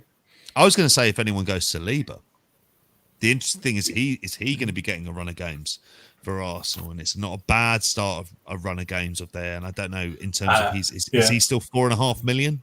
Yeah. We kind of touched on this when your internet dropped out, but for me, he'll probably lose the position back to Ben White when White's fully fit. And he's not got the goal threat. I think Andy said he's got 1 goal in 80 games. So if you're getting into the Arsenal defence, you may as well go for Gabriel or Tomiyasu or whomever's playing on one of the wing positions. Oh, ye of little faith with your statistics. He's a young man. Give him time. We're going down an XG wormhole again, JP. You know, he sees XG. He just thinks twat it with me head. That's what he thinks. JP's a big eye test guy. He watches 3 seconds on Match of the Day. He's like, not for me, lads. I've seen all of Williams Saliba. It's certainly in highlight form this pre-season. What more do I need to do? What more research? It's one of the things I always find. Let's Clandy Brastel up and ask him how he's doing week on week at Marseille. It's just one of the things I always see with people are always saying, "Oh, I test this and this, that, the other." It's just like, one, you're not a football scout, so you don't really know what you're looking at. Two, you only see what the broadcast is showing you. It's not like in the NFL. I've got the NFL Network. There's a thing called All 22, which is a camera, a spider picture above the pitch. It shows you every player in every position throughout the game. If you use that, yeah, perfectly. I can tell you where somebody is at all times and what they're doing. You don't get that in football. You get a hard cam from the main stand that moves about 10 degree that way and 10 degree that way. It doesn't show you 20 of the players, it doesn't show you, 10 players on this side and what they're doing. Or 10, so I'm not a big eye test guy. Give me a heat map any day and some stats, and I'll figure it out from there. Good lad. Well, based on, I don't know if it's stats, numbers, eye test. What are we all thinking captaincy wise? I mean, it boils down to I mean, it's either Salah or Haaland, isn't it? Like, there's no other shout. But yeah, if we want to go around the horn, who's going who? I'm leaning Salah right now, but I don't know. Maybe I should. I don't know. Haaland looked a beast, didn't he, at the weekend? So maybe that's I've got Haaland, Bournemouth, and it just Palace. I'm not sure if Liverpool are going to be exactly back on track, like in this game. That's like, it's Monday as well, isn't it? Like it's a long wait there. Like I feel like if you go Salah, like you're really just like imagine Haaland kills it and then you're just sitting there waiting till Monday night. Like I know that doesn't matter, but it is a horrible feeling, isn't it? It's the never bet on the early kickoff mantra, isn't it? It's just like you want your game to be 3:00 on a Saturday, and then you know that's when the games take place and that's when the energy's up. 3:00 on a Saturday says to me Haaland's giving someone a shoe-in. Now, clearly I've got it wrong, but that's the kind of general vibes that I get from it. This week, Man City at home, there is a heat wave warning in Manchester. It's going to be 30 degrees. Monday, Liverpool, it's going to be a nice 18 degrees, probably by 8 p.m. at night. People will be playing in the weather. But then, I guess, Salah's from Egypt. He might prefer the hot weather. So then... Also... Salah has never scored or returned in game week 2. Oh, always blanked in game week 2. Always scored in game week 1. Always blanked in game week 2. I love that stat, Chris. That is a stat. Brilliant. That's why they pay me the big bucks. You're getting paid. Anyone contrary here? Is everyone else? No, I've gone up. Haaland captain, Salah vice captain. Yeah. Watching Haaland for the 2 goals was kind of like I've like seen clips of him playing in the Champions League and for Dortmund and stuff, but it's just like the pace that he had when he got fouled for the penalty and the pace for the second goal. You were just like, he's so quick. First movement, he'll score. He'll destroy people like that. The second City goal where it was like a pass from the back to De Bruyne, and then De Bruyne just kind of like plays it into the space, and Haaland's onto it in 2 steps and puts it past the keeper. They'll score that 20 times this season. Like it's just unfair how quick and sudden that was. It was like bang, bang, bang. There's a space. There's a goal. City are away, and it will happen more often because he's not. I think from what I saw, like the goals that he scored in the Bundesliga, it's like the team drawn onto him and then kind of play it into the space and he runs over the top onto it. But the way that they'll score at City will be like that, and he'll do it probably 30 times this year, won't he? I think it's from Lindsay. Red Sky at night, Salah plays like shite. Red Sky first thing, Salah's doing his thing. Never heard that before. It might convince me. Yeah, I'm going Haaland as well. Sound, yeah, perfect. There you go. But I mean, scary one. You've got to go with him. Sorry, James. Yeah. The thing with 30-degree heat is all that says to me is tired defenders. Yeah, well, that's it. Yeah. And the running around that City will give Bournemouth. Like they're just going to keep the ball. They'll have 70% possession. Bournemouth are going to chase him. They might even keep them blank till maybe 50 or 60 minutes, and then City will kill them. Yeah, they could matador him, couldn't they? They could just move around him for. If anything, so long. I think it makes him more likely to score. Any other broad stroke thoughts on the week to come before we have a quick look at the draft lead? Anything else? I wouldn't overlook Jesus. I mean, against Leicester as an option if you were going differential as a captain again as Salah just feels absolutely bizarre how it's been over the years. But that's not a bad shout, and Jesus isn't terrible, but it has to be Haaland, really. Mm. Yeah. Think so. Think it's going to be a predictable all week, but you'll see. We'll see. Watch Kane bang a few in. It'll be everyone who sold him a fuming now. I think that's coming. The only transfer plan I was thinking going forward, I do like Kulu as far as Spurs go. That might free some money up for me if I go with that. If I can roll a transfer, I think it might be that it depends on the Grealish situation, but it might be swapping Saka and Grealish for Kulusevski and Martinelli, and then I've probably got a bit more cash to play with elsewhere. I could see that happening. I've got Mount for that. Like for me, if Mason Mount doesn't click even really this week, him for Kulu seems to be the kind of obvious one to go with. And I think the other one we haven't talked about, Mitrovic, like that's one I can't with my team structure. I can't get to him, but that feels like a second forward that will just sit in your team for the season and tick over. Like I think I want to get on that before he goes up anymore. Well, for my position is with Jesus, it's an easy move down, regardless of how much he goes up. If it needed to come to that, just a random one. Which Premier League player do you think has the best FPL team? Oh, it's bloody! I've seen this earlier. Calvin Phillips. Calvin Phillips, yeah, he's top of the Premier League players at the moment. Yeah, James Justin's in there, isn't he? Justin Time, his team name. Yeah, he's fifth. He's fifth. Bukayo Saka's fourth. And Nketiah is third. Well, Adam Force is second, and Calvin Phillips is first. This said with Saka though, it isn't under his name; it's under some, he has a nom de plume that he uses when he does these things. But yeah, if, there's a good thread Very by fancy for a lad from South London to be using a nom de plume. But yeah, there's an account. I like the cut of his jib. I preferred it when he was, There's an account at FFH_HQ who's tracking these things. They do a video each week about Fancy Football Hub. Is it Fancy Football Hub? It is, yes, yeah. Yeah. All right, they leaked my password last year, but they got you hacked. Yeah. It's not their fault. There's some James Madison's 8th on there, and Shane Duffy's 6th. So yeah, some good stuff on there. Calvin Phillips would be ahead of us all. He's got 77 points. So there you go. So one to keep an eye on. Manchester he has. I can give you his team if you want. Let me go. Hang on. Let me just. So it's Calvin. I like that as well. Yeah, this is Calvin Phillips. Yeah, so.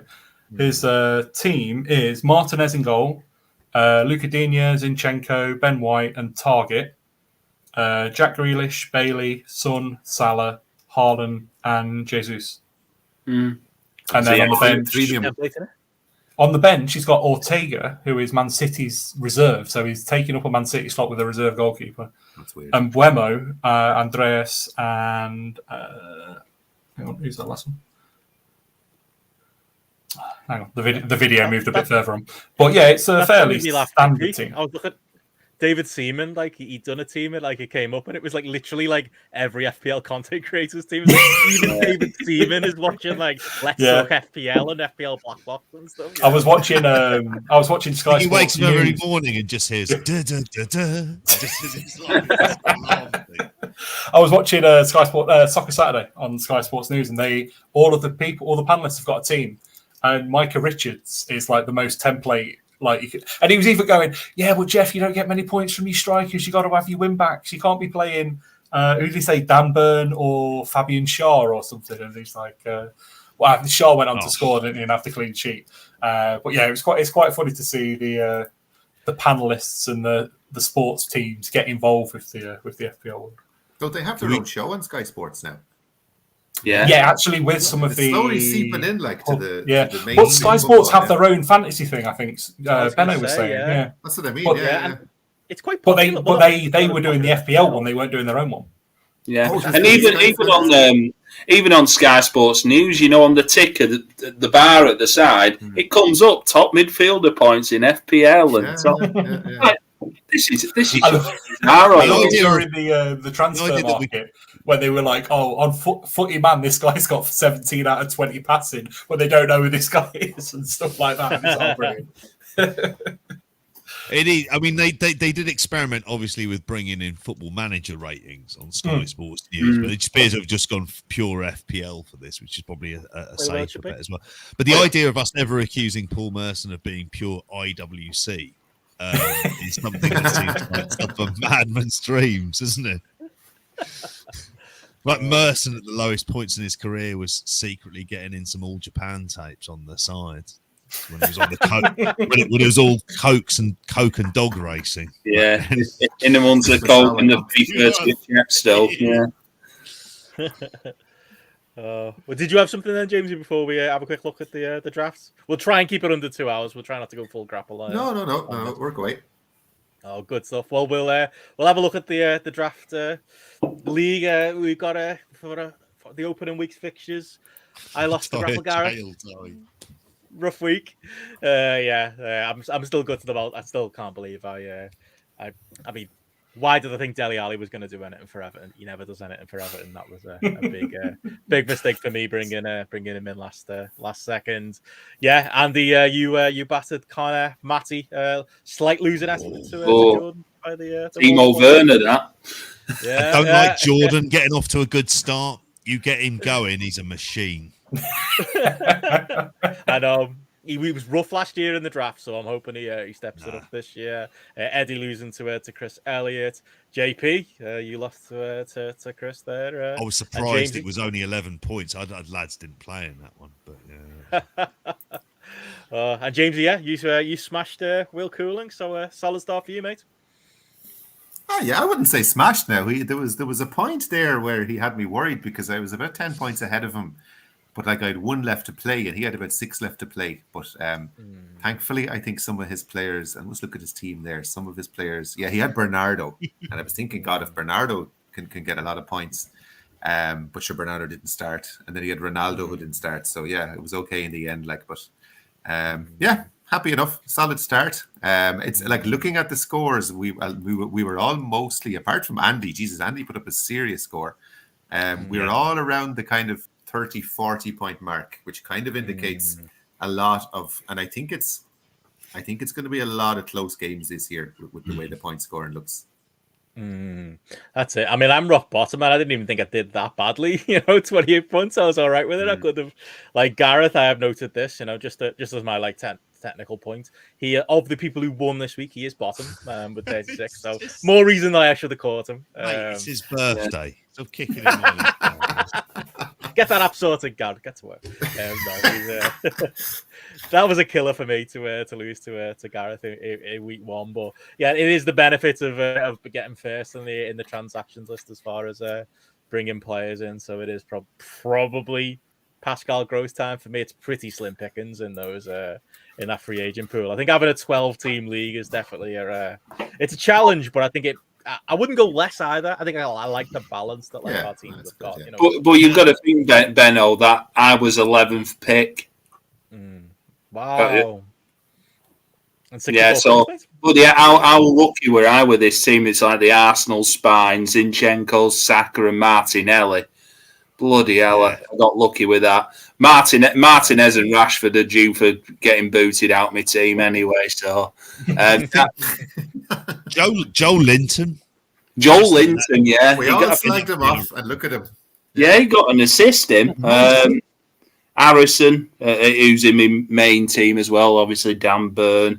I'm looking at Richarlison's back this week, so he might be, playing a few games.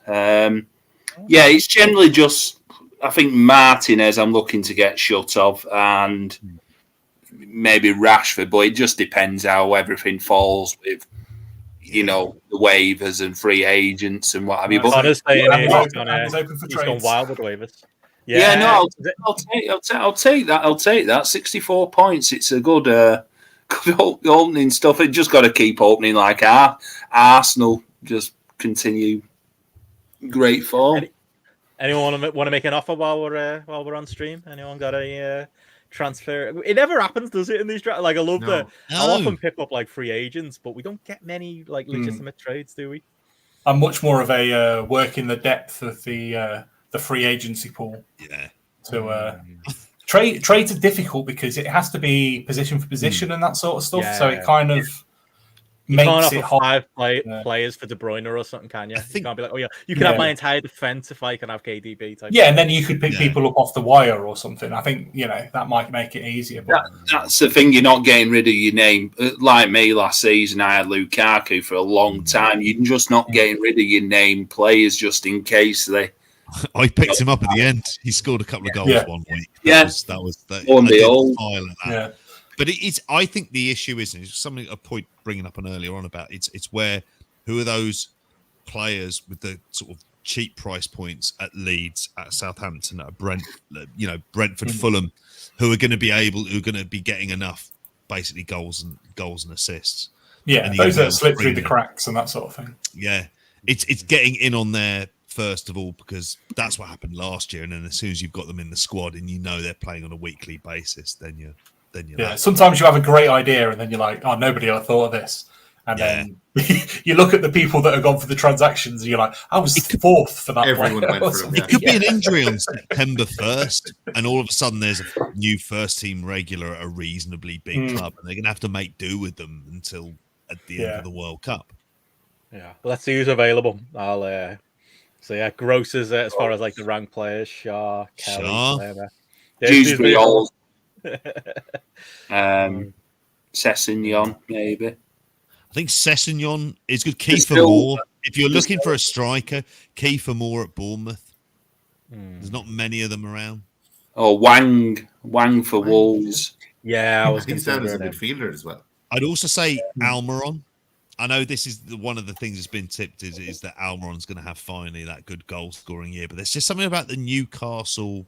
I think the idea of him not having the pressure on him being considered like a goal scorer, more of a sort of like a wide attacking midfielder. I think that's going to, between him and Willock, they started the first game of the year.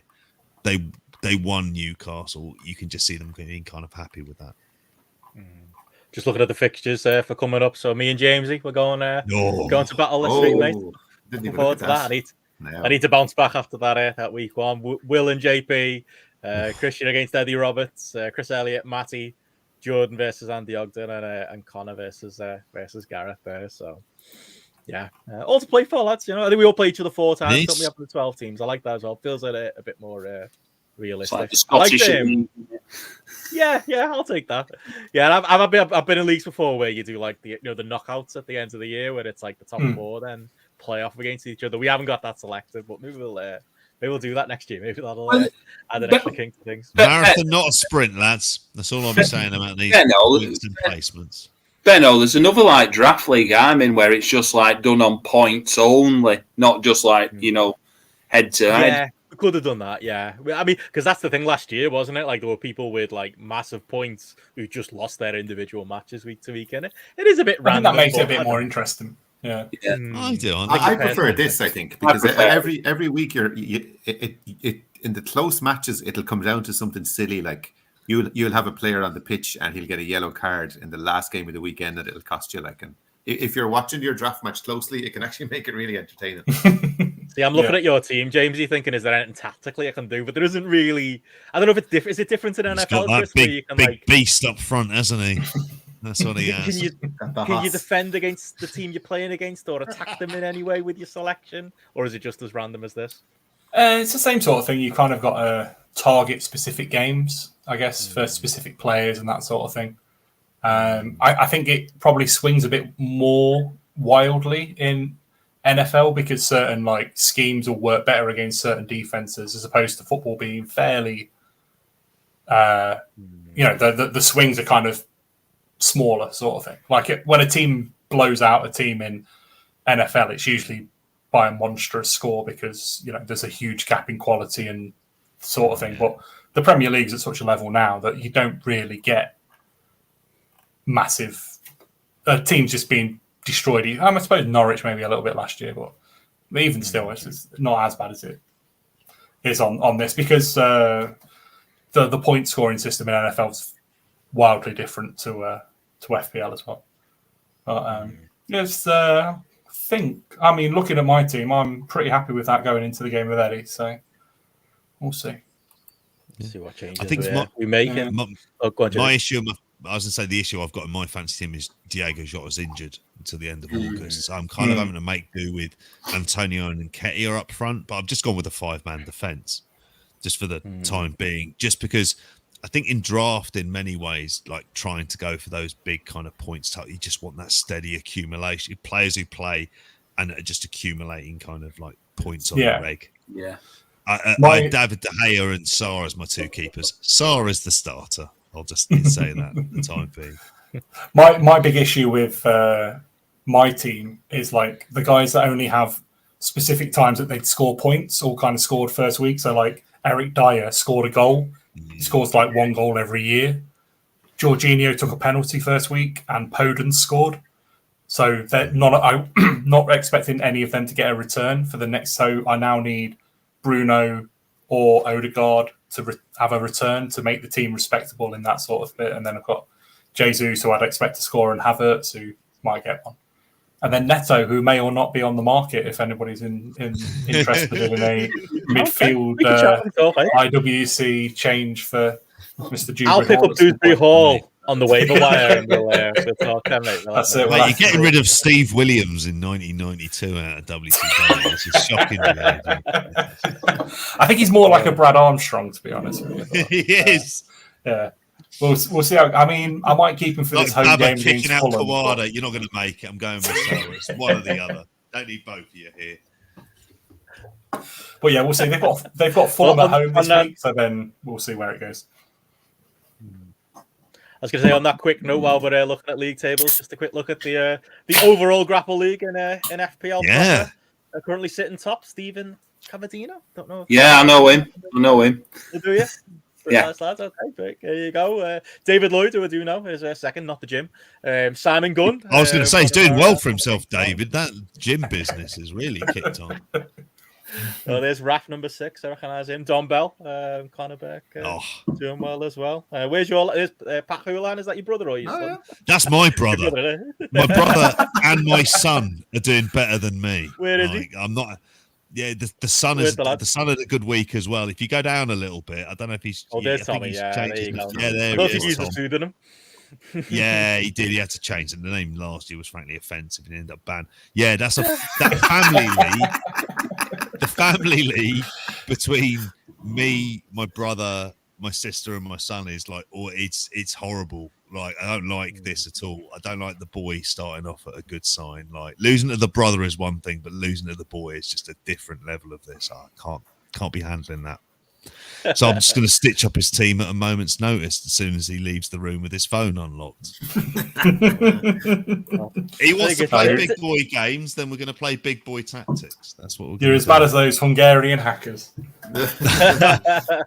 Some ways, from a moral perspective, I could understand their point. Just think of them as Luther Blissett style anarchists in the 90s in Italy, tearing up the place, but it's meant to be sort of anarchist politics. That's what they did to Benno and Andy last year. I'll shut up now. So I'm just trying to scroll, lads, past 30. I can't see anyone else's team other than mine. So sorry, lads. We'll Hey, Martin's on the screen though. Rob Reed, who's usually very good at this, is up there as well. But it's early days in it, lads. Lots to marathon, you not sprint. At one point, Andy, this weekend. Sorry, you were top at one point this weekend, weren't you? Yeah. I was after the first game, and then he just all went to shit. Sorry. Rian brought up a point about great names. I've just seen that one there. Sesk people, Lynn, to use a quote from the first season of I'm Alan Partridge as a quote on here. That is exceptional. O Vienna there as well. That's just on this page. What was the other one we spotted the other night in the chat? Taking up Diaz. Taking up Diaz. But there was another one as well. There was actually 2 of them. What was it? Oh, Kinder and Bueno. Oh, Kinder Bueno.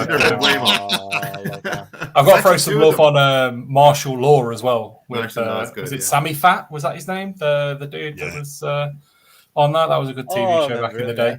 Bravo. Who went on to Pies is a good one.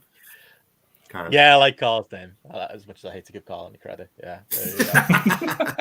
There's one here that's just got from Mike Hansen of Tesco Carabags. Like, and I think that's genuinely.